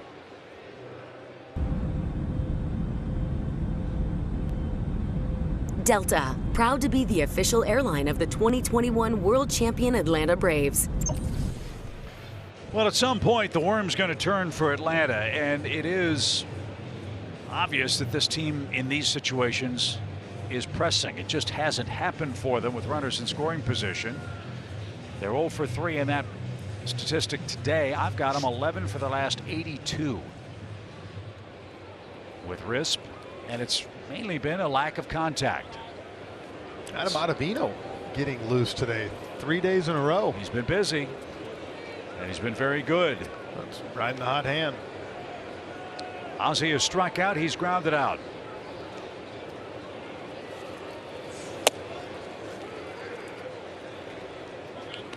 I've used the expression before. At times, the Brave offense is like a 2-liter bottle of soda. You just keep shaking it, shaking it, shaking it until the pressure builds. Then you unscrew the cap and all the soda comes flying out. That's the way I think of this team offensively. And maybe there's a start. Base hit to right field. Late break, though, at third by Riley, and they're going to have to hold him up. So all of a sudden, Atlanta has 3 hits in a row, and wouldn't you know it, they get a hit with runners in scoring position. They can't score. But 3 on, 1 out. That's a start. That's so tough because you see it on TV. You also see it from our angle up here, Chip, as you see it gets a changeup. You knew he got this off the end of the bat a little bit, and it was going to fall. Austin Riley right here sitting at second, and you just can't tell if it's going to carry or nothing with no outs or 1 out. So Buck Showalter is on his way out to get Tyler McGill, who threw 94 pitches. He had no hit work through 9 complete over his last 2 starts until Adam Duvall's 5th inning single. Braves have the bases loaded in a scoreless game with a chance to break through and take the day's first lead.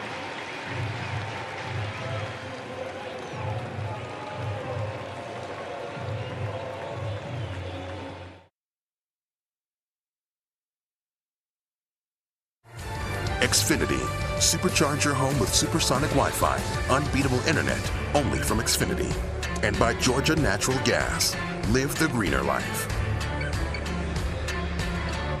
It's a high leverage spot for Adam Ottavino and Travis d'Arnaud, who's going to come on with the bases loaded, 1 out in a scoreless game. And Jeff, as you said, Ottavino's been busy and he's also been really tough. Yeah, he's faced 6 batters here in this series, struck out 5 of them, but his 3rd day in a row pitching, Chip. So you wonder, is he going to have the sharpness on his pitches, the crispness? Braves have had some good opportunities, none better here than to finally break through.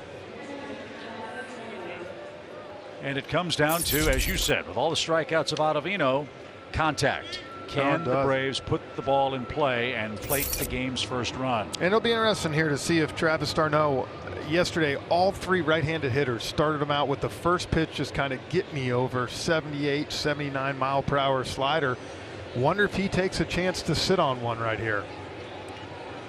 Trying to get something lofted to the outfield. d'Arnaud's been the hottest hitter in the bottom part of the lineup for the Braves.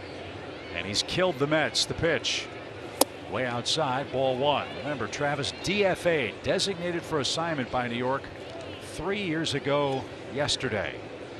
And he has taken out a lot of revenge since. This will be a sweet spot for the 4th straight hit for the Atlanta batsman.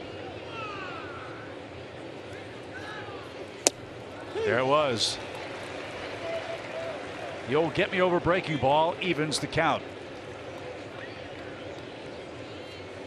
Usually the first one he throws you for strike tends to be the one that he gives you a chance to hit. After that, he's really going to start trying to throw this to the outside part of the corner. One reason why I think the Braves and Mets are going to be neck and neck all summer, they have shut down bullpens, high strikeout, high velocity pens. Ottavino, the first out for New York today. The pitch.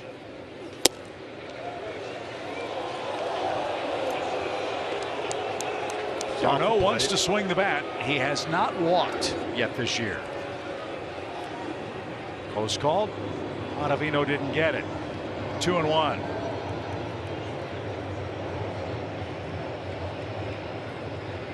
Three straight Atlanta singles after one man was retired.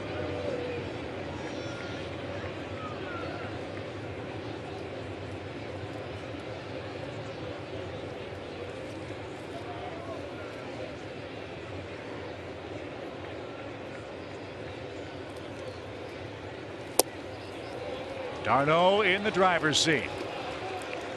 Wouldn't it be something? A man that has not walked in what, 97 plate appearances this year draws a bases loaded walk. We're not there yet, but he is in the driver's seat. Ottavino has to throw him a strike.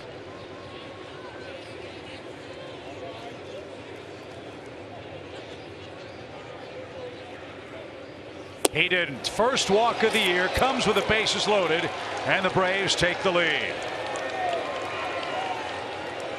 It's a funny game, isn't it? Well, and you wonder again, we saw him warm up, and I don't know for sure, but I would be willing to bet this is the first time he's gone 3 days in a row this year. Be very surprised if it wasn't. So Atlanta takes the lead on a bases loaded walk. That relieves some of the pressure. Now let's see if Duvall can split a gap and put a crooked number on the board for Atlanta. Adam 1 for 2.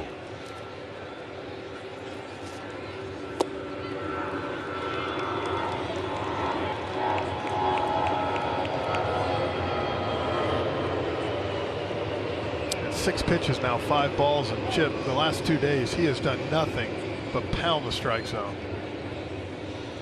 And this is the first time Ottavino's worked in 3 consecutive games. The pitch. In for a strike. Kind of surprising because both teams' bullpens ought to be in pretty good shape. It's an interesting choice from Buck Showalter. Well, I think he's been so dominant against these right-handed hitters for the Braves, and with d'Arnaud and Duvall coming up, he thought it was a good matchup. But he lost the first man and a scoreless tie. Braves lead 1-0. The pitch. Swing and a shot down the left field line. That is down for a hit. 2 runs will score. d'Arnaud on his way to third. Duvall with a double, and the pressure has been broken. The Braves have a 3 spot in the 6th inning. Walk, double scores Ozuna and Albies, and all 3 runs go to Tylor Megill. Let's go back to yesterday. Duvall swung at a slider from Ottavino this far off the plate. I mean, legitimately a 1.5 feet. All of a sudden doesn't have quite the break, and Adam Duvall doesn't necessarily kill this ball, gets it off the end, but right down the left field line, which A, helps bust this open, but B, for Adam Duvall, that's got to be a huge hit. 3rd RBI of the series. Told you. Pressure starts to release, and now all of a sudden guys can start to relax. Braves have 4 hits, 3 runs in the inning. So keep on adding on with Dansby Swanson, who's walked and flied out. d'Arnaud's first base on balls earned in 97 plate appearances. Breaks the scoreless tie. Duvall a double. And Ottavino does not have his A+ stuff. Sure, Buck Showalter will be asked about that after the game. Look, it's not a wrong decision from a matchup standpoint. Right. Again, you just wonder with the workload. That one got away. d'Arnaud's going to try to score, and he will. McCann couldn't corral that. So all of a sudden, for the Braves, who couldn't buy a break in this series, they've scored 4 times. Good read by the Braves catcher. He ought to know this park well. Yanked it. Yeah, big time. And just got the tip of the glove. And good read by d'Arnaud.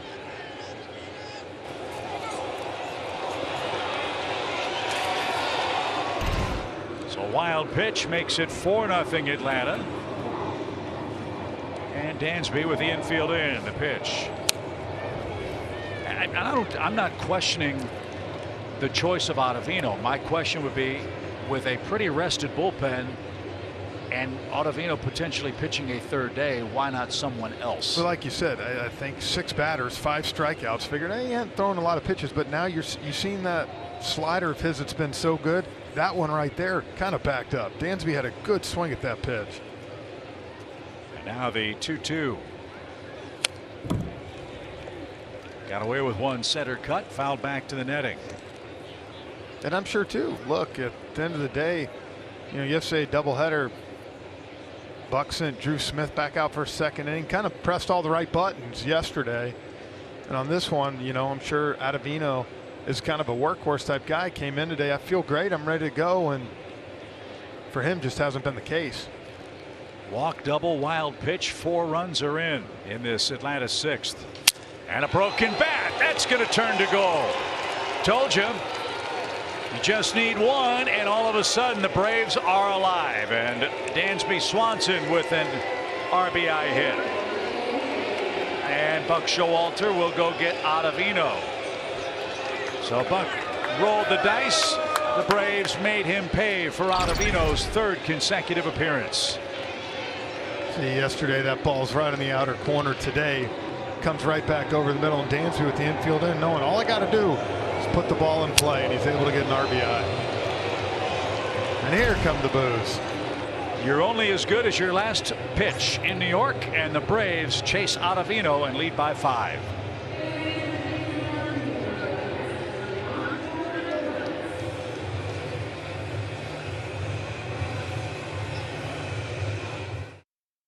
Yeah, they needed that. All of a sudden you got 3 hits this inning with runners in scoring position. Well, the Braves had 7 hits the entire game 2. They had 5 hits in the opener. They have 5 hits in the 6th inning alone. And that'll be Trevor Williams, who has a high ERA. He's on to face Guillermo Heredia. Previous 14 innings, 8 hits combined. And it all started with Travis d'Arnaud's first walk of the year. Pressure off, guys relax, and look at what's happened. It's amazing how that does just. And again, a guy we've continued to talk about too. What I'm hoping, Chip, gets some confidence. A day off tomorrow, and you start Friday is Adam Duvall. Last 2 days, some harder hit balls, better at bats. Well, that's what made his year so special last year. The damage he did with men on base. He was almost automatic RBI for Atlanta. So Adam with a clutch double to score 2. Dansby Swanson a broken bat single, and now Heredia with Swanson at first and still 1 man out. 5-0 Atlanta over the Mets.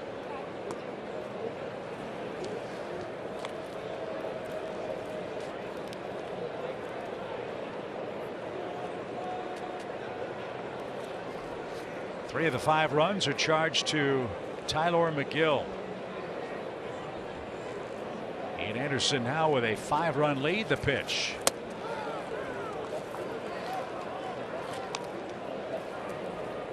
Williams' last outing for the Mets, rough. Took the loss. 4 runs, 7 hits in 2 innings. He threw 62 pitches.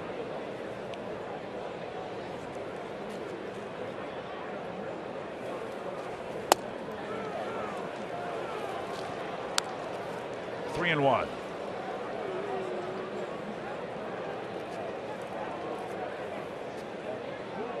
And if the Braves can win this game, they'll leave New York the way they came to town, 6 back. And considering the offensive struggles in games 2 and 3, that would be a terrific outcome for the Braves, who start a long homestand Friday. Won't be any easier. The Brewers will be the first opponent into Truist Park. Then you've got the Red Sox. Then you've got the Padres. Then we hit the road again to Milwaukee and Miami.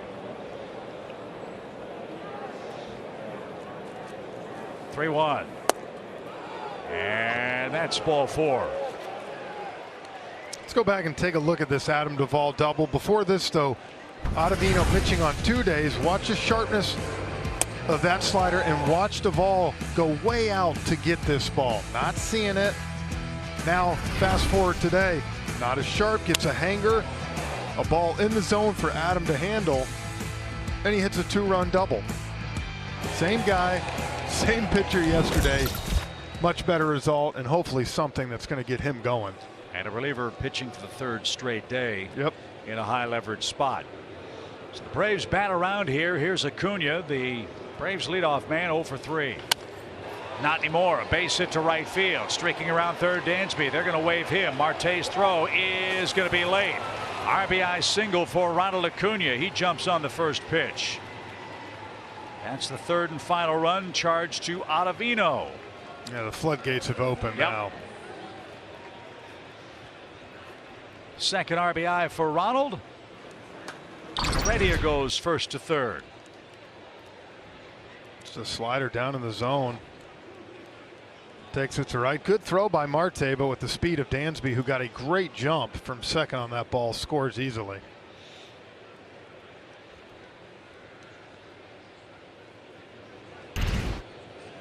So a 6-run 6th for Atlanta. Let's see if Matt Olson can put a capper on it.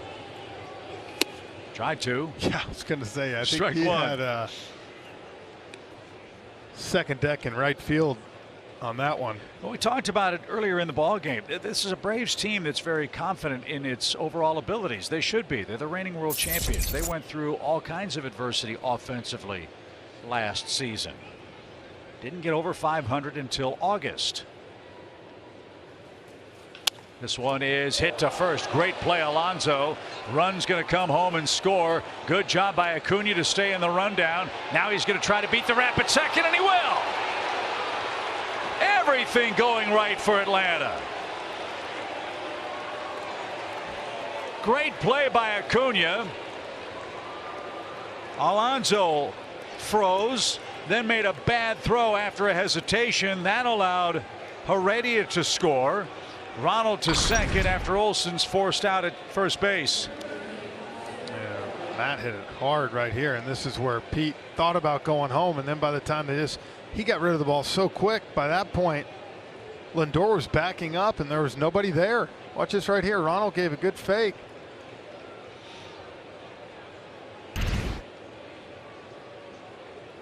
So 3 unassisted retires Olson. They give him the RBI. Acuna takes second on the force play. And now Austin Riley is the hitter. He got it started with that infield hit. Braves have scored 7 times. And you're seeing what contact can do for this offense. Not a single strikeout for the Braves in this 6th inning.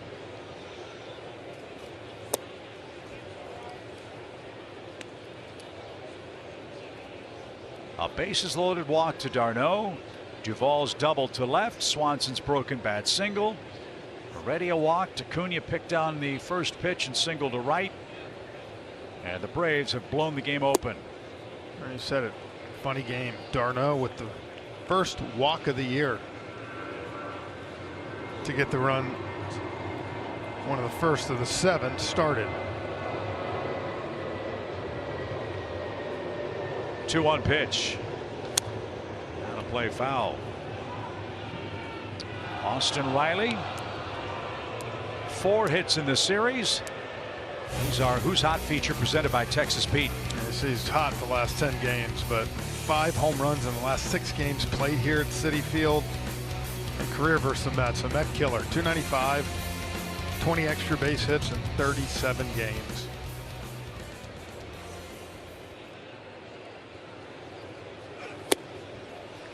A swing and a miss will retire Riley, but not before the Braves score 7 times off 3 Mets pitchers. That's more like it, fellas. We head to the home 6th.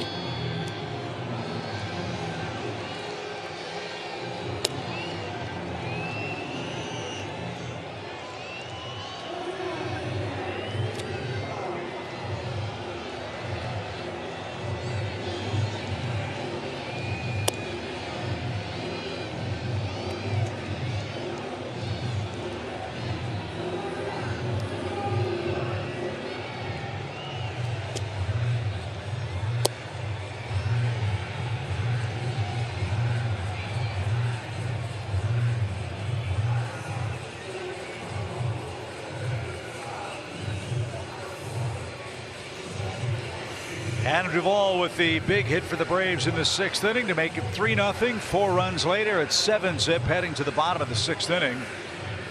A 28-minute half inning for the Braves offense. We'll see what effect, if any, that has on Ian Anderson. Well, they've already got someone warming up down there, and not so much because of pitch count, but I think exactly what you said. If he comes out after sitting for that long, which he's fine with, he's given his 5 innings, but it's a good pitch. Lindor is 0 for 1 with a walk and 0 for 12 in this series. And I can't say it enough how important this game was to get for the Braves. You play the first place club, it's a 2-game swing. If the Mets had been up 7-0, you'd be staring at an 8-game deficit. If you win this one and get the last 12 outs, you head back home with a 4-game split and 6 back when you didn't play your best. Now you feel a lot better about things, I'll tell you that. Fly ball center, right at Adam, who hardly had to move. You talk about perfect placement. Lindor 0 for Atlanta. There's out number 1. Here's Alonso 0 for 2. As much as I like Pete's walk-up music,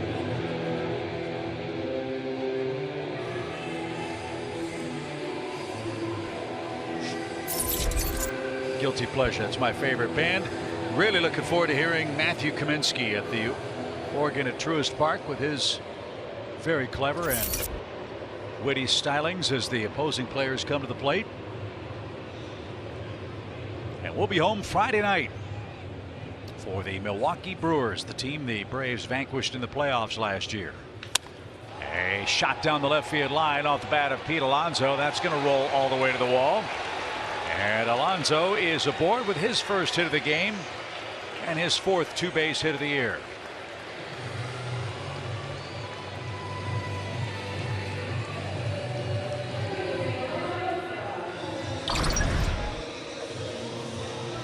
Got him out in front a little bit, but like Duvall, right off the end of the bat.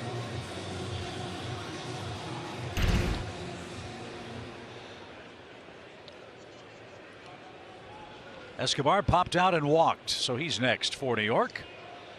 See if Ian can get through 6 clean here, leave with a nice lead, and a chance to win his 3rd straight decision.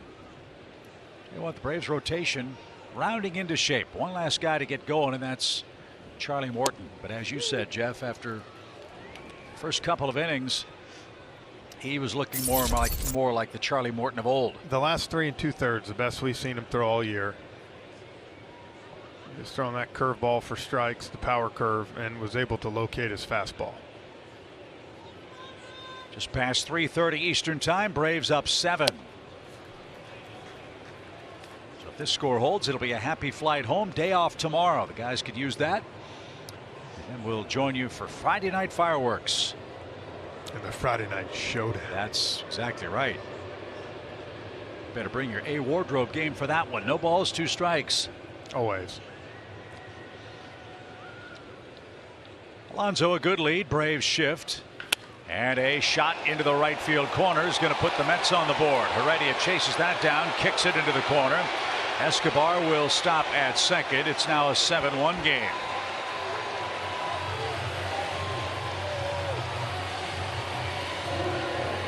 So the Braves have some pondering to do, and I think the decision's been made. Yap Snit's going to go out, and that'll be the end of the line for Ian Anderson. Yeah, missing location. I tell you, that's tough. You've worked out as many jams as he has today, Chip, and then you sit for that long. I'll give Ian a lot of credit. He made a pitch, as we continue to say this, when he had to. So 5 hits in 5 1/3 innings. Anderson in line for the win. The Braves bullpen will try to mow down the Mets in the 6th.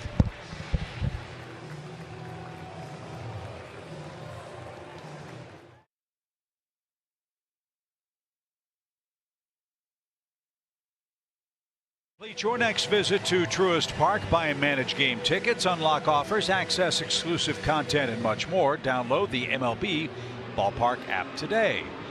Colin McHugh is going to come on and pitch for Atlanta. He did a great job the other night, striking out Mark Canha with the bases loaded. They've had a lot of personal history, and McHugh's had the best of them in 12 at-bats, 6 strikeouts. Now he enters the game with a man in, a runner at second, and 1 out, and Jeff McNeil is the hitter. McNeil flirted with a home run in the 2nd inning. Heredia brought that back, and he's also lined out to center. Don't give this Mets crowd a chance to get in the game. Braves lead by 6.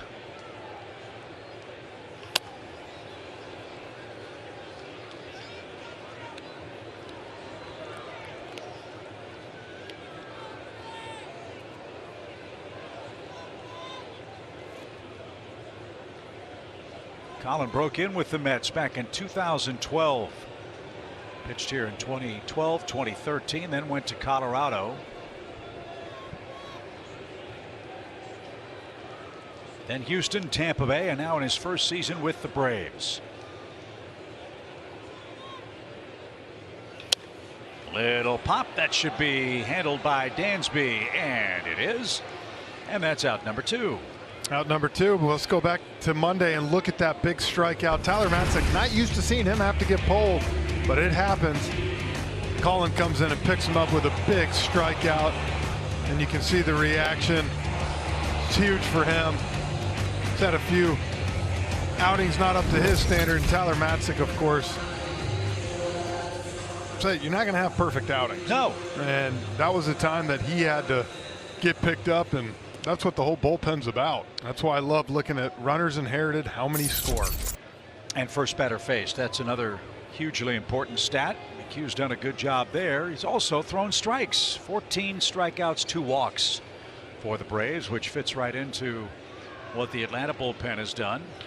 This one on the ground. Dansby gives ground, kept it on the infield, scrambles to his feet, throws to first, and off the glove of Olson, and no advance. Man. Great job by Swanson. That saved a run. That was almost. I'm wondering if Matt was able to come up with that. Did he have him? I thought he never had a chance to even throw him out. Look at this full extension.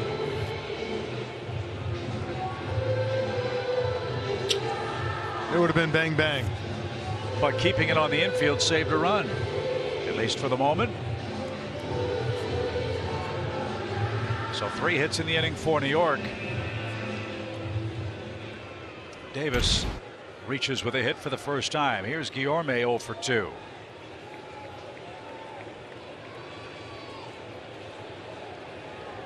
Important to put this fire out right here. And another strike from Colin McHugh. The Braves bullpen, remarkable work so far in May. No earned runs in 12 innings, counting McHugh's out here in the 6th inning. And when you talk about doing exactly what you said, putting out fires, 113 strikeouts for the Braves bullpen in 95 innings. Pretty darn good.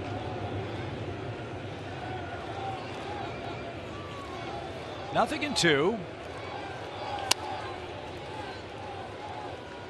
McHugh's another guy, Jeff.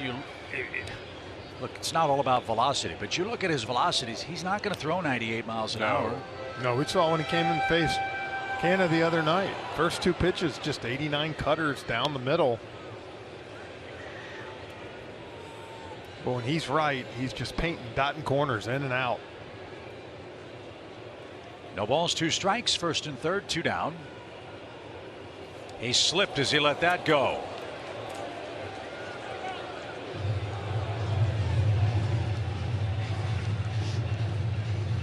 Every now and then you'll see a pitcher stumble and hang on to the baseball. Yeah. Had he done that, that would have been a balk, and it would have cost the Braves a run.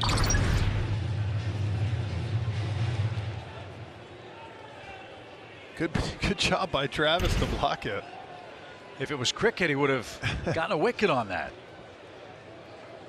Perfectly bounced into the strike zone, but it doesn't work that way. 1 ball, 2 strikes. Escobar at 3rd, Davis at 1st. And now the pitch. No swing.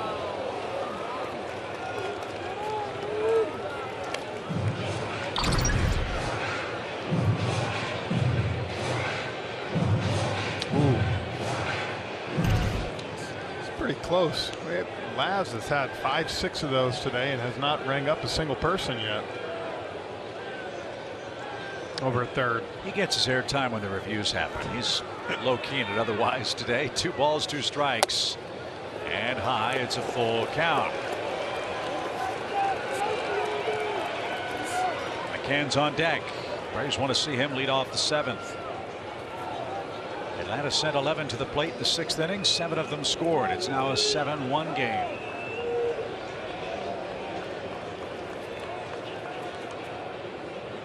Runner at first goes. The pitch caught on and missed. That was wicked. A nasty slider erases Guillorme, and that puts out that Mets fire. We go to the 7th. Braves in game 4 enjoy a 6-run lead. It's a 7-1 score.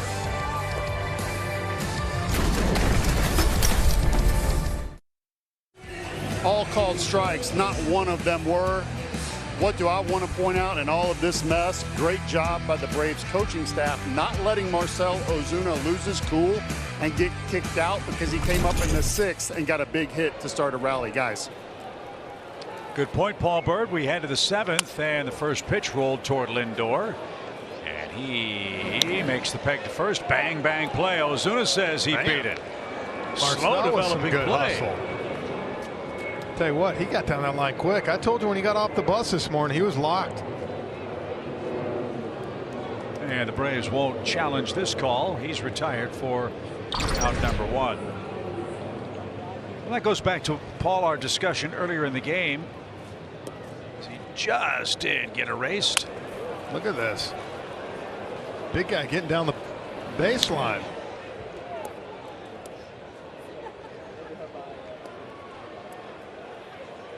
Yep, just got him. Ozzie Albies the hitter with 1 out. And it goes back to, Paul, what we were talking about earlier in the game. I agree with Jeff. I don't want to see an electronic strike zone. I like the human element. The imperfections of the game, I think, are what make it so perfect. But I think that Dansby's idea would be a really good one, because this one's hit towards center. Marte and Nimmo. It'll be Nimmo for the second out. Why not give the umpires access to the same technology the pitchers and batters have to maybe improve their game or confirm what they're already calling? How would you feel about that as a pitcher? I would agree with that. My only question as a pitcher is if I think I'm getting the outside corner an inch maybe, but I'm getting nothing on the inside corner, and then you're going to change that in the 3rd inning on me, I need to know that. So you would have to communicate that to me, and I think that would get a little bit difficult at times. But am I in favor of changing the strike zone, knowing what you're doing? Yes, I am. It's a good point, Birdie. I didn't think about that either from a pitcher standpoint. You get used to 2 innings, a guy calling the pitch on the inside. Yeah, I agree. I mean, it's a big for me. Yeah, absolutely.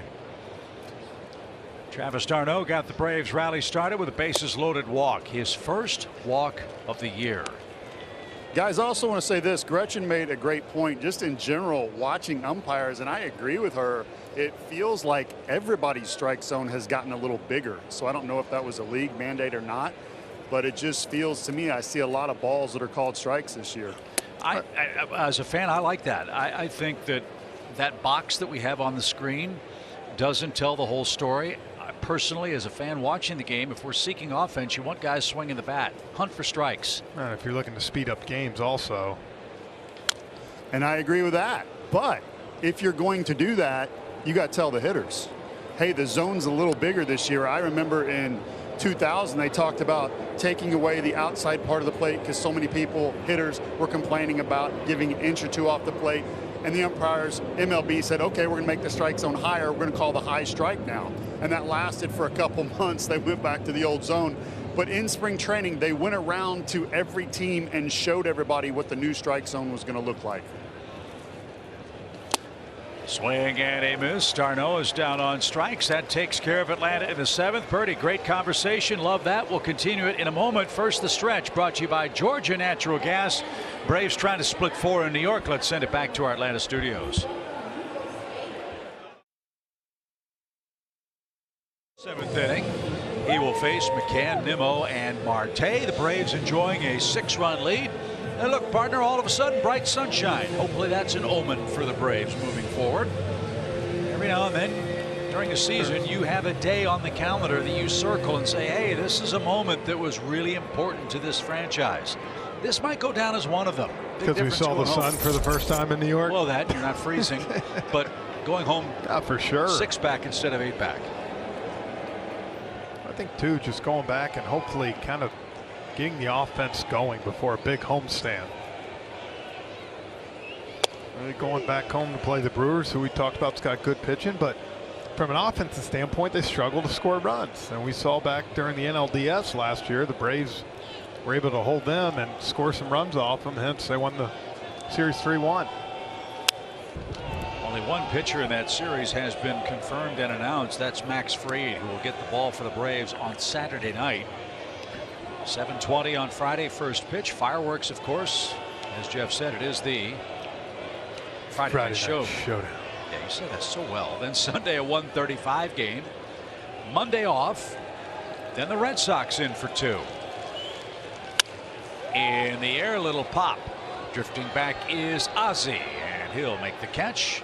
McCann's retired, and McHugh has his third out. One man down.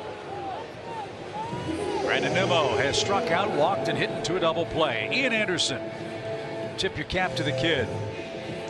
He's in line to win his third straight decision. 5 1/3 innings, 5 hits. Had some early traffic. Jeff had 2 on, 1 out in the third. Got out of that and kept the Braves in the game until the offense exploded for 7 sixth-inning runs.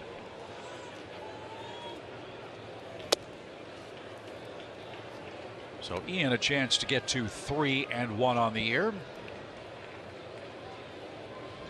But we're not done yet. The Mets have 8 outs left before they hit the road to Philly and Washington. It's fouled away. We of course can't wait to get back, not just for the Brewers, but our continuation of Hank Aaron weekend. Great celebrations at Truist Park. We all miss Henry Aaron so dearly. And we all believe that he had a very, very big hand in what the Braves were able to accomplish last year. The numerology suggests that was the case. As we celebrate Henry, we have to congratulate Dusty Baker, Henry's former teammate with the Braves, the man in the on-deck circle when he broke Babe Ruth's home run record. Dusty Baker got to 2,000 major league wins as a manager yesterday. What, the 12th in the history of baseball? Out of the 12, 10 are in the Hall of Fame. 1 is beheaded there in Bruce Bochy at some point, and got to imagine Dusty too. Everywhere he's gone, he's been a winning manager. Turned around the Cubs, the Reds, Houston. Hasn't won a ring as a manager. Oh, he's gotten close. So close. He's gotten close. It's always a treat to see Dusty Baker. Look forward to seeing him when we see the Astros later this summer. But Dusty Baker was a man who was taken under the wing of Henry Aaron, California kid who was playing baseball in the Deep South. And Dusty's always spoken so lovingly of and in grateful appreciation for what Hank meant to him and his family. As that's served into left center field. Good at bat by Nimmo. A 1-out single. And that brings up Starling Marte, who's got a couple of hits today.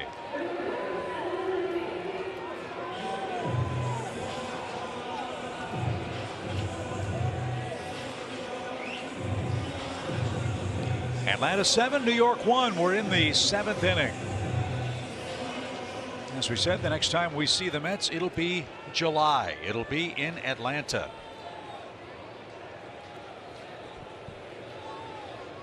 And the next time we're here in New York, it's August 4th through the 7th.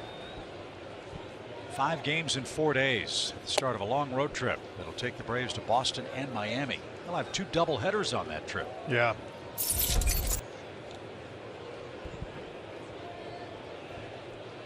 Marte, a real good pickup for New York. They needed outfield help. This guy can play. He's off travel, but he can really swing the bat. Still a fast runner. And as Jeff pointed out at the start of this series, it's almost like an old Oakland A's reunion when the Braves and Mets play. Marte and Bassett for New York. Olsen for Atlanta. How about another double play ball? The Braves have turned 2 of those in the game. And that's over the netting and off to the right. It's heating up in New York. It's up to 58. A.J. Minter getting ready. Got Lindor and Escobar, switch hitters, lurking for the Mets. Colin facing his 6th New York batter in the game. 2 balls and a strike. Hanger pops straight up. Who wants it? Olsen at first, in on the grass. That's easy. 2 men down in the 7th inning for Lindor, who's 0 for 13 in the series. Before McHugh takes care of him, let's take care of a quick message from Truist. Jessica was born to care. That's my best friend. She don't need no. Miss Hogan's class? It's Atlantis. Today, she's a teammate at Truist, the bank that starts with care. Lindor's fly to right, he's fly to center, and he has walked. That walk came in the first inning on an 0-2 pitch.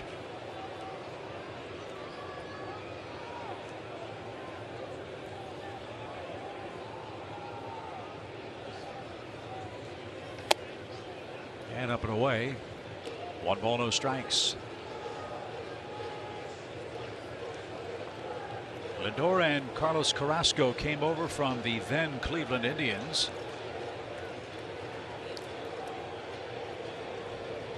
And signed a gigantic contract to stay in New York. Swing and a miss. 1 ball, 1 strike. Big story for the Mets was the DFA of Robinson Cano. Mets have 10 days to trade or release or reassign Robinson Cano with about, what, $40 million left on his contract? Yeah, I mean, I think what ends up happening is you do the 10-day period, he'll get released and someone will pick him up. It's a shame for Cano with the PED suspensions. He was on his way to a potential Hall of Fame career. Pitch. He is upstairs. 2 balls, 2 strikes. But Cano hitting a .195 in New York, wasn't playing a lot.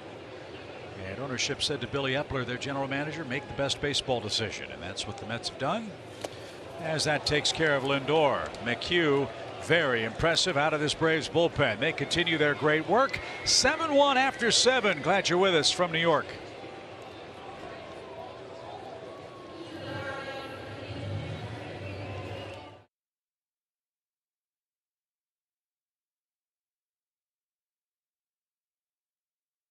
And they happen every Sunday home game. The first 3,000 kids at the ballpark will get a free giveaway, including the Ronald Acuna Jr. sunglasses, the Blooper World Series bobblehead, and many more choices. See all the giveaways and get your tickets now at Braves.com/promos. Adam Duvall with a big 2-run hit. A 2-hit day for Adam. So he's trending in the right direction for the Braves.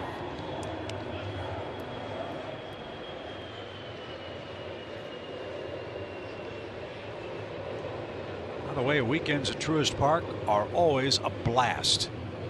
Braves will go over the 500,000 mark in attendance on Friday night.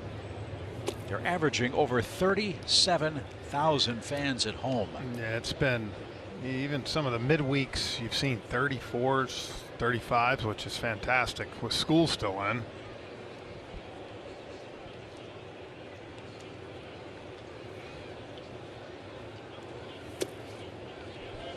And that's downstairs for Duvall. Trevor Williams, the long man for New York. We were talking between innings. I think that's a question for New York going forward. You know about Diaz and how good he is. You know how effective Seth Lugo can be as either a multi-inning guy or a setup guy. Besides Ottavino, what else does Buck Showalter have from the right side in his bullpen? Drew Smith? Yeah, he was pretty good. Drew's got off to a good start. Again, the question is, can you continue to do it throughout the season? Yeah. And Ottavino, as good as he's been, just 3rd day in a row got him. You pointed out accurately his stuff wasn't as sharp. And the Braves jumped all over that. Broken bat. And Duvall will face a 3-2 count just past 4 o'clock in New York.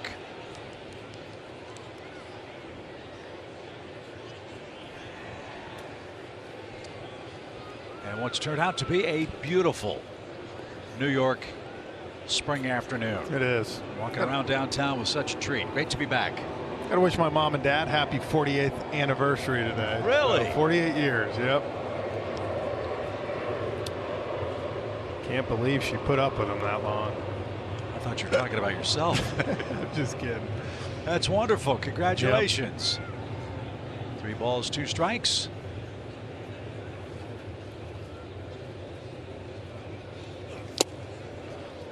And Duvall didn't get that. A swing and a miss retires the Braves center fielder on strikes for the first time. 1 up, 1 down in the 8th inning. Here's Dansby, a walk, single, and a run.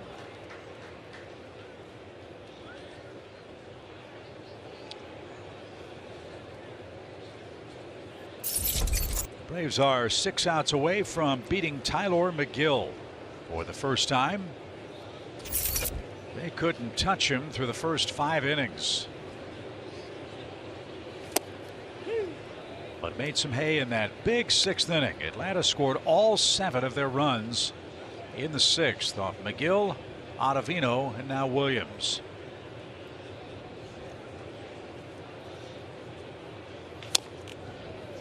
Bounding ball foul. Wash with the play at third in the shadows. And you get the feeling in this 7-1 game, Williams is just going to ride out the rest of this ball game with Mets headed up to Philadelphia for 4. Yep, we'll become big Phillies fans, as hard as that is to say. Phillies start play today 11-13, a game ahead of the Braves in the standings. Zach Wheeler's on the mound for the Phillies against Texas. Zach Wheeler's 1-3 this year, surprisingly. He's always been tough against Atlanta. Threw a lot of innings last year. You know, you wonder if just getting off to a slow start.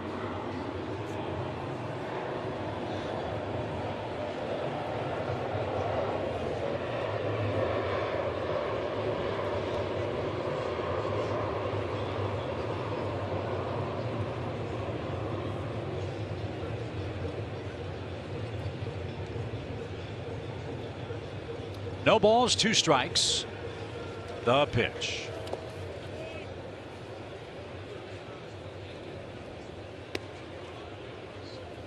Anderson and McHugh have pitched for Atlanta. A.J. Minter was up in the Braves bullpen.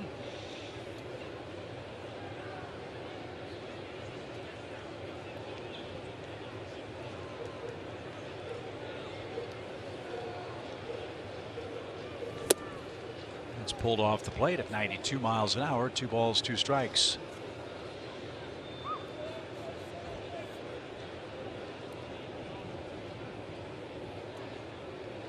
Braves burst the bubble of Buck Showalter with that big 6th inning.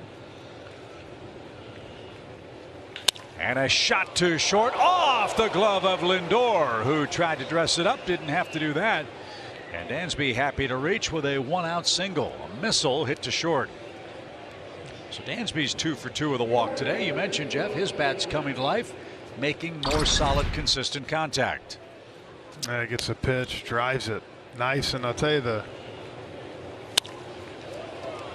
hook just enough.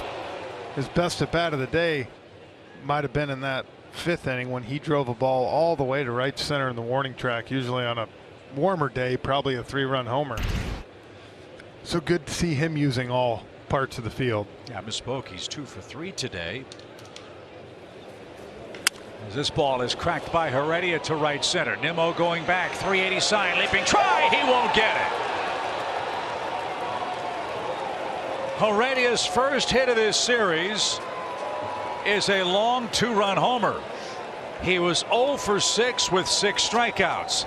That puts an exclamation point on a great offensive day for Atlanta. It's 9-1.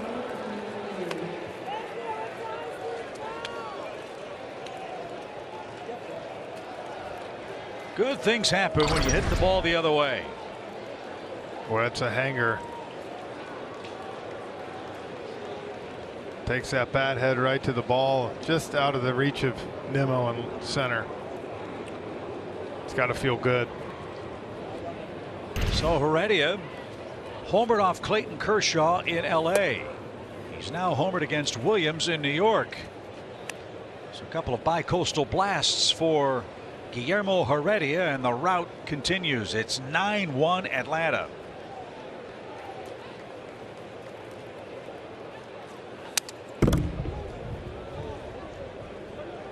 Another hit for Ronald today, his 3rd of the series. That single put him on base for the 20th consecutive game, dating back to last year.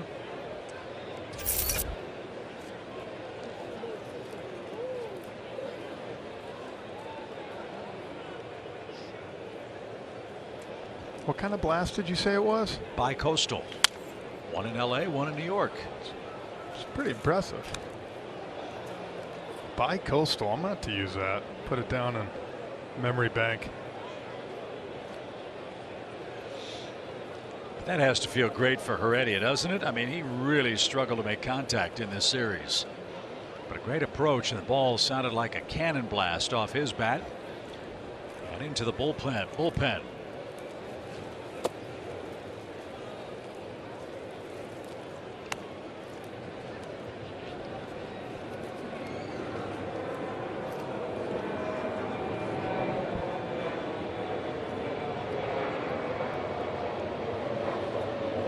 Two balls, two strikes.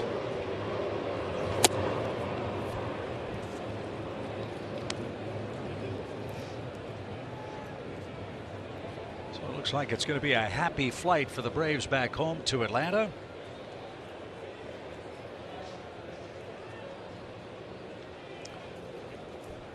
Nine runs on 9 hits. Acuna didn't get that, and he is out number 2. Strikeout number 3 for Williams, and Matt Olson looks for his first hit, but he did drive home a run in the Braves' big 6th inning with a smash to Pete Alonso.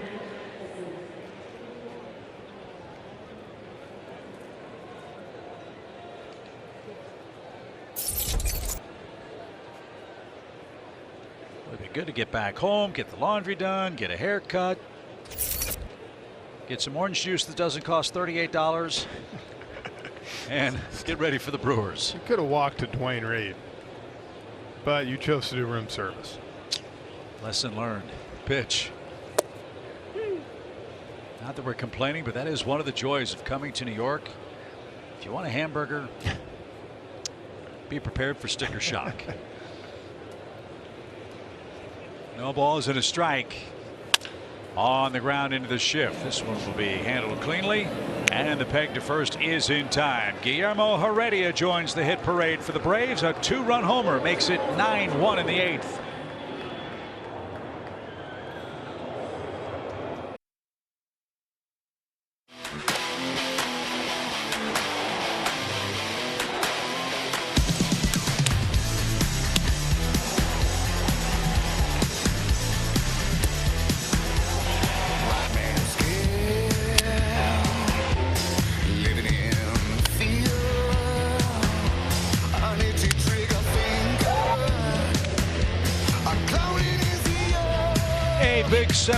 A big 7-run 6th inning for Atlanta, and a 2-run homer in the 8th has Atlanta in front of the Mets 9-1. Excellent pitching from Ian Anderson and Colin McHugh, and now A.J. Minter is on for his 11th game, and like so many, Jeff, in the Braves bullpen, excellent strikeout rate, only 2 walks on the year. Absolutely, he's done an outstanding job. We've seen him really come in and throw strikes, control the zone this year, and perfect chance for him to get an inning here with an off day tomorrow. Alonso, Escobar, and McNeil, the trio coming up for the Mets. Braves will hand the Mets starting staff just their 5th loss of the year. They've only lost 8 games overall. New York 18-8 at the start of play today.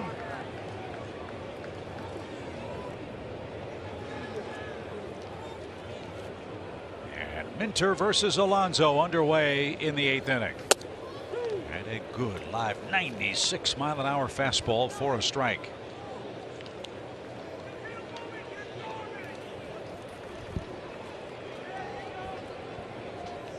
$23,973 officially.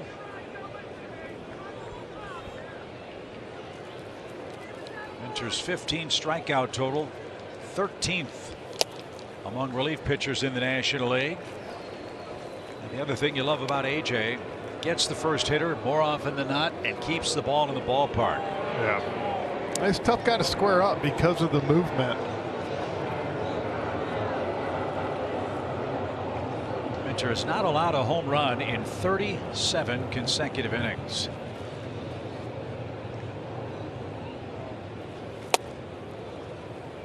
And a little low for Alonso.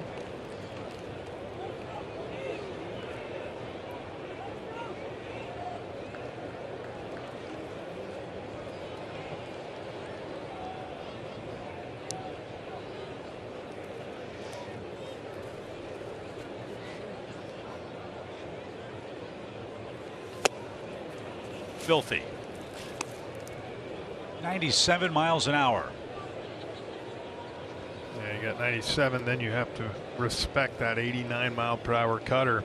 And I think something that he's done really well since he came back last year from AAA is can also hit the outside part of the plate a little more now. Like that. Yep. And Alonso reaching, and he strikes out for the first time. Minter retires, the 10th of 11 first batters he's faced this year. And an excellent start to the 8th.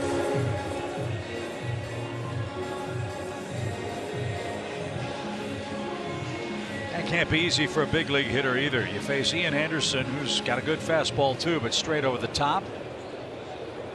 And you see that painted on a corner from a left-handed reliever. So great sequence, gets things started for AJ. Here's Escobar, who's doubled home the lone Mets run today. Upstairs, ball 1. Dom Smith's come out on deck. Maybe letting McNeil get off his feet for a couple innings. I'd imagine he's probably played almost every game. On the ground to third. Riley gobbles that up. And Minter has the second out. Dom Smith will be announced. McNeil will finish his day 0 for 3.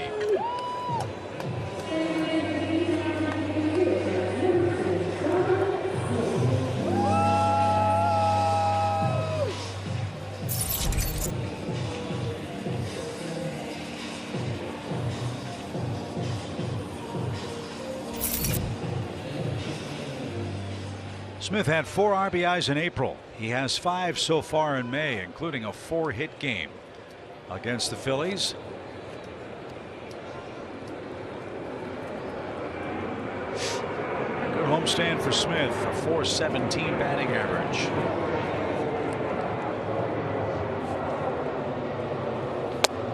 And Minter strike after strike at 97 miles an hour. And pouring it in right now.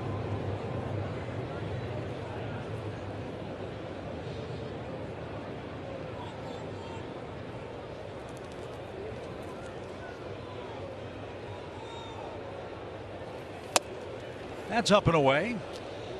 It's 1-1. Dom Smith is a good player, good hitter.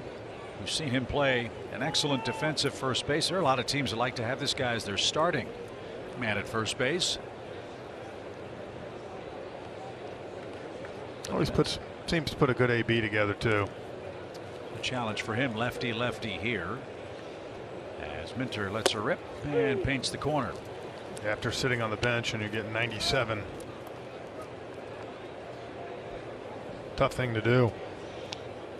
I've said it before, I'll say it again. As hard as guys throw with the movement they have, it's a miracle anybody gets a hit. Much less a pinch hitter after sitting for 2.5 hours. Remarkable. Good try by AJ. Didn't get an offer on a changeup.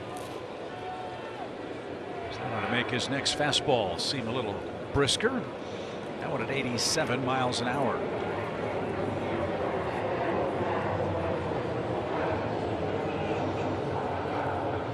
Nine-1 Braves. 2 balls, 2 strikes.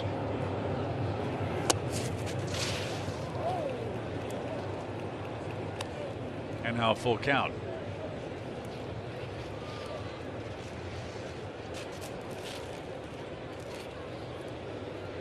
Travis really wanted a catch-up ball, didn't he? You see him go after it hard on the. Maybe he's breaking in a new glove.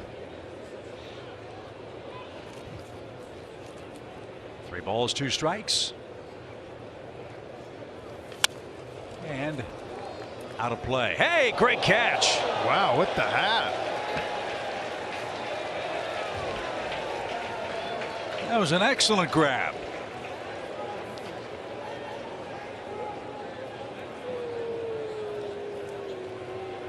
That's about all the Mets have had to cheer about so far in Game 4 of the series. Just down below to our left. Off the bat of Dom Smith. And this one headed the same way, but a little higher.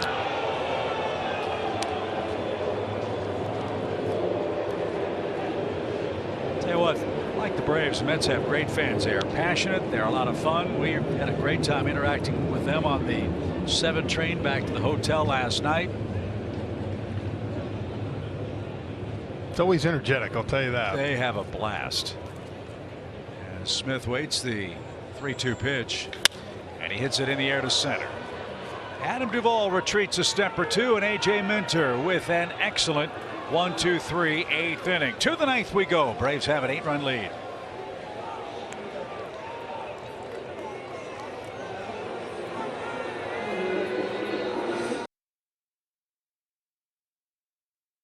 Jr. and the Braves will be back on Friday night. Join us this weekend as the Braves right fielder will take on Lorenzo Cain's Milwaukee Brewers. Yes, the Brewers are back in town. Good ball club. Team the Braves beat in the postseason last year. Get your tickets for this weekend's exciting games at Braves.com. Give Williams a gold star. He's trying to wrap up this game for the Mets. He's the long man today. Travis Jankowski's taken over for McNeil in left. And in the 9th inning for the Braves, Riley, Ozuna, and Albies will be the hitters. Dom Smith also in the game. He'll be at first base. Pete Alonso gets the rest of the game off. Infield hit for Austin and a run scored. And didn't get that. We're talking about the great Mets fans as J.D. Davis takes over for Escobar at third base for New York.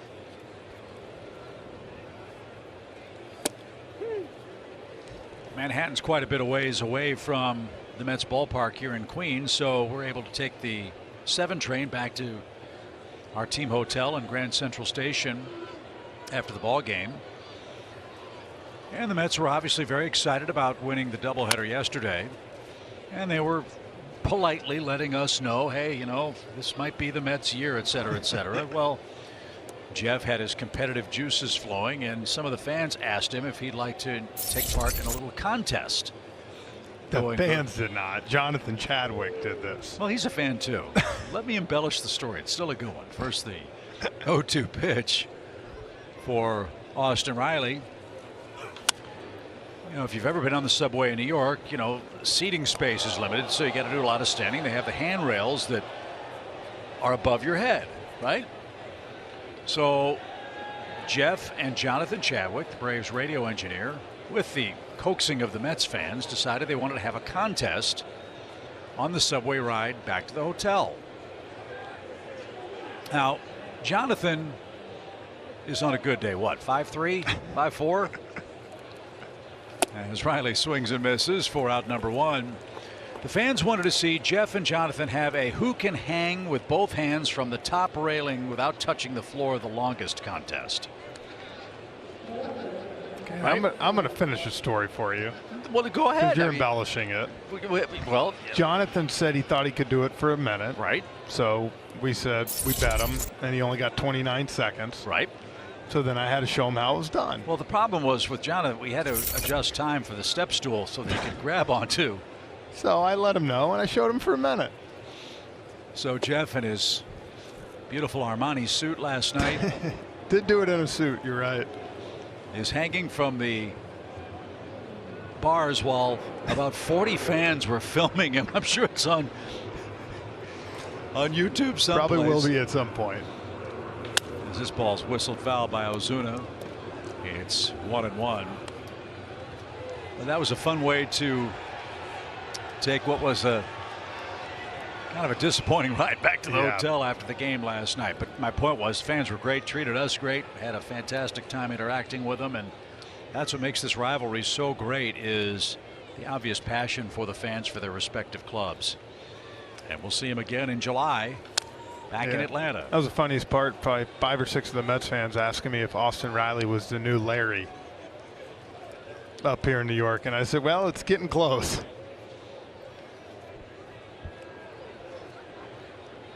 Now, you have a unique perspective on the rivalry. Obviously, you started your career with the Braves, but played with the Mets. Yeah, I mean, look, it's been a long rivalry, a lot of late 90s, early 2000s.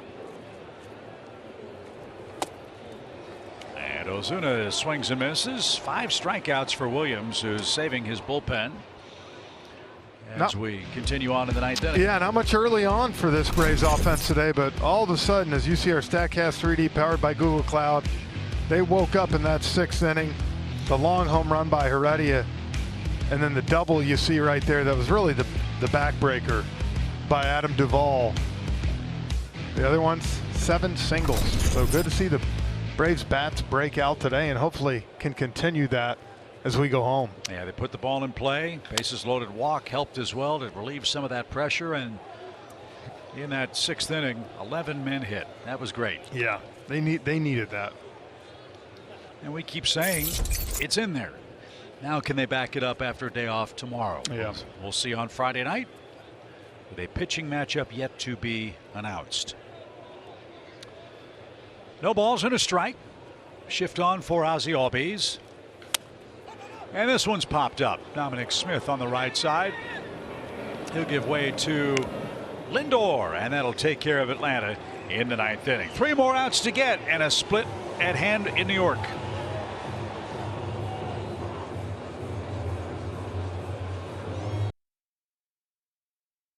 As we will continue our celebration of Hank Aaron Week at Truist Park. Friday night means it's what, Jeff? Friday Night Showdown. That's exactly right. Our coverage starts at 6:30 on Bally Sports Southeast and streaming on the Bally Sports app. Can't wait to get back to Truist Park. I love Hank Aaron Week. I love everything that Hank symbolized and all that Hank still means to so many in the Braves organization, not just in Atlanta, but around the world. Braves will have their classic mid-70s uniforms on Friday and get the weekend started right with the 2 teams that Hank played for in Milwaukee and Atlanta. It'll be an emotional week and hopefully the start of something beautiful for the Braves, who are on their way to a split in New York with a 9-1 lead in the 9th inning. Darren O'Day will come on and finish things off for Anderson, McHugh, and Minter. This is Darren's 8th game. Always good to get guys that sink the ball some extra work, especially with a day off. And he'll face J.D. Davis, who's 1 for 2 with a walk. Forget his pitching. Look at these shoes he's rocking out there. Man. Darren getting a little older, but still very fashionable. Are those the Air Jordans baseball? I guess.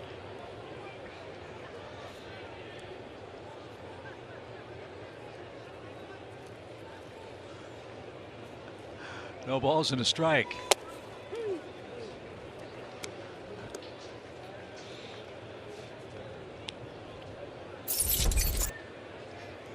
Shadows creeping toward home plate for J.D. Davis. Braves have 9 runs on 9 hits and have played an errorless game. O'Day ready, and here it is. Up and away. I kind of like the fact that they're letting the players show a little more personality with their footwear. I've just never seen Darren wear those type of shoes. Yeah.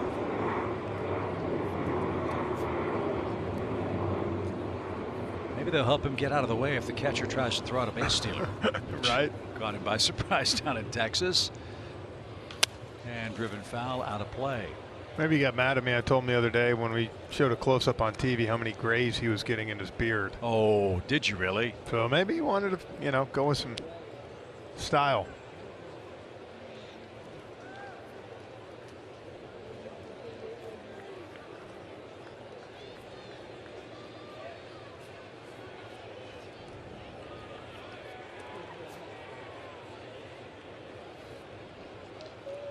One ball, 2 strikes from O'Day to Davis.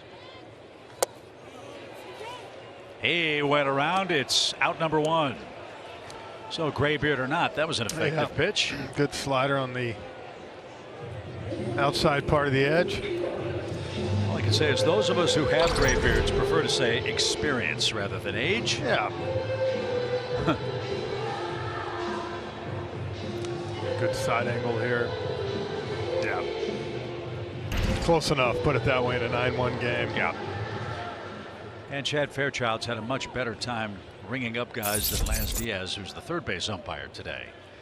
As Guillorme stands in, rough day for him. A double play, ground out, and a strikeout. That's off the net to the left. Steve Reich one.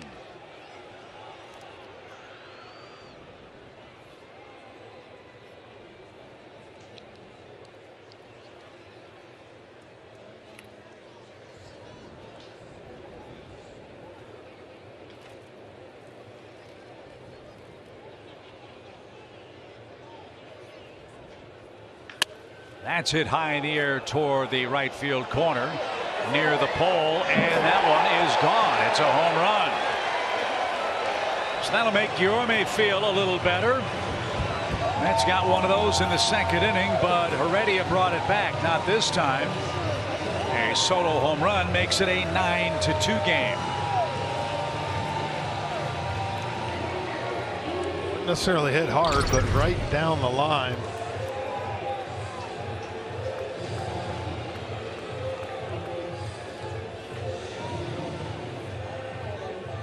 Beat him to the spot. Yep. And nothing the Braves could do about that. But you still lead by 7, 2 outs to get.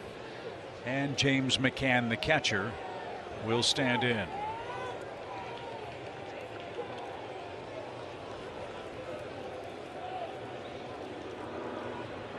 You're right. I can't remember O'Day sporting these cleats.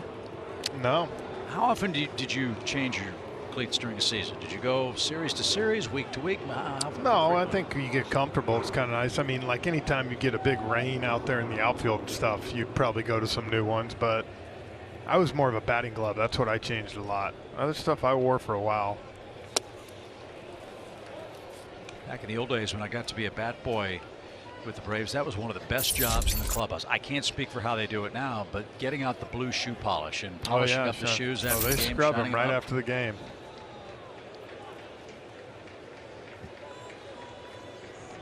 All the new technology on the shoes and the plastic bottoms, I guess, that hold the spikes.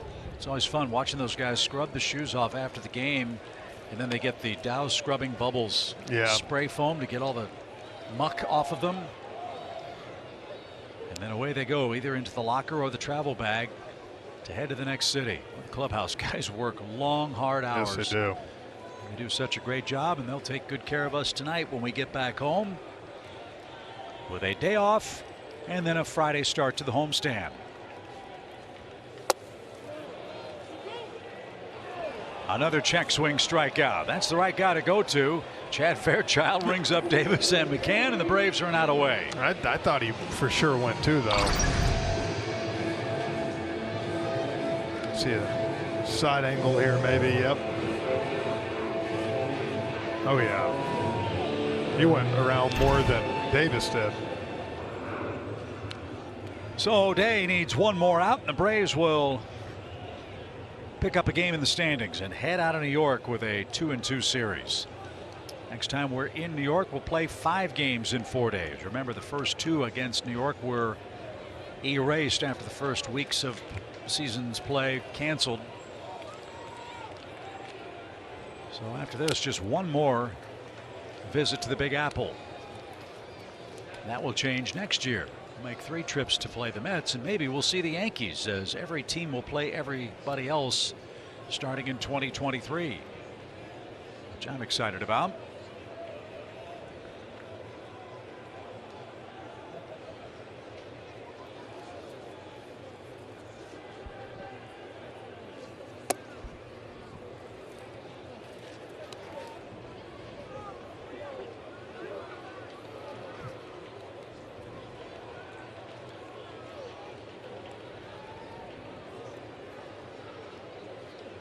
O'Day, the 4th pitcher for the Braves.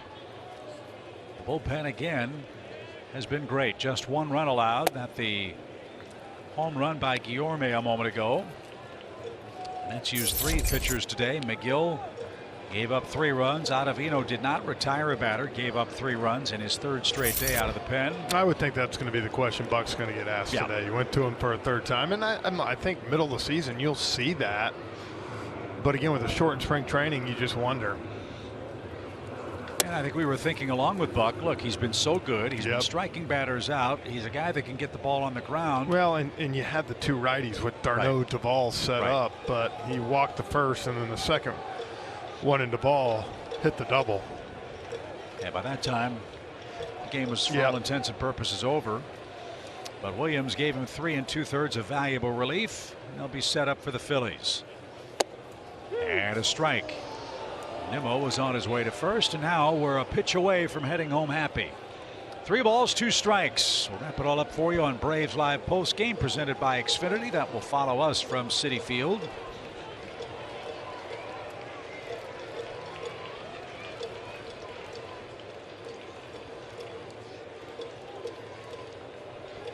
O'Day ready with pitch number 17. And he lost him. The game's not over yet. Here's Marte. Nimmo on base for the 3rd time today. Marte's reached twice, both with hits.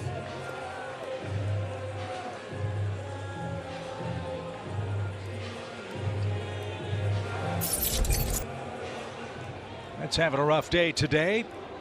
New York fans will look at the scoreboard later on tonight. Their arch enemies, the Yankees, have won 11 straight. They're in Toronto later on tonight. Yankees are 18-6. As we said, this figures to be a great baseball summer in New York with 2 really good teams. Yeah, a lot of excitement.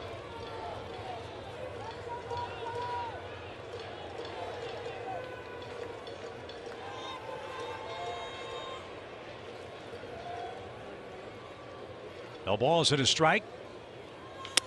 And that's popped up. Matt Olson's going to handle that. And the Braves have split 4 with the Mets, and they leave town 6 back. This was a much needed win, Jeff, and that breakout 6th inning seemed to take all the pressure off the Atlanta offense. Excellent pitching, real good defensive game, and a much needed 9-2 final. Yeah, it was a much better result today for this Braves team, and more than anything needed that offensive breakout. Now you go home, look, you got 8 games against 3 really good teams. See if they can get a little momentum and get on a roll. But the good news is they should feel good getting on the Charter Day knowing that those bats came out here today and put some runs up. Tylor Megill loses his first game of the year thanks to Ozzie Albies and the Braves. Ian Anderson has now won 3 straight. No save in the game as Atlanta splits 4 with a 9-2 final score win. Our next telecast is Friday. The Brewers in first place come to town for the start of Hank Aaron weekend. Join our coverage on Friday at 6:30 Eastern Time. For Paul Burt, for Jeff Francoeur, and our great crew, we really thank them for their awesome work in the Big Apple. I'm Chip Carey. Stick around. Braves Live presented by Xfinity is next.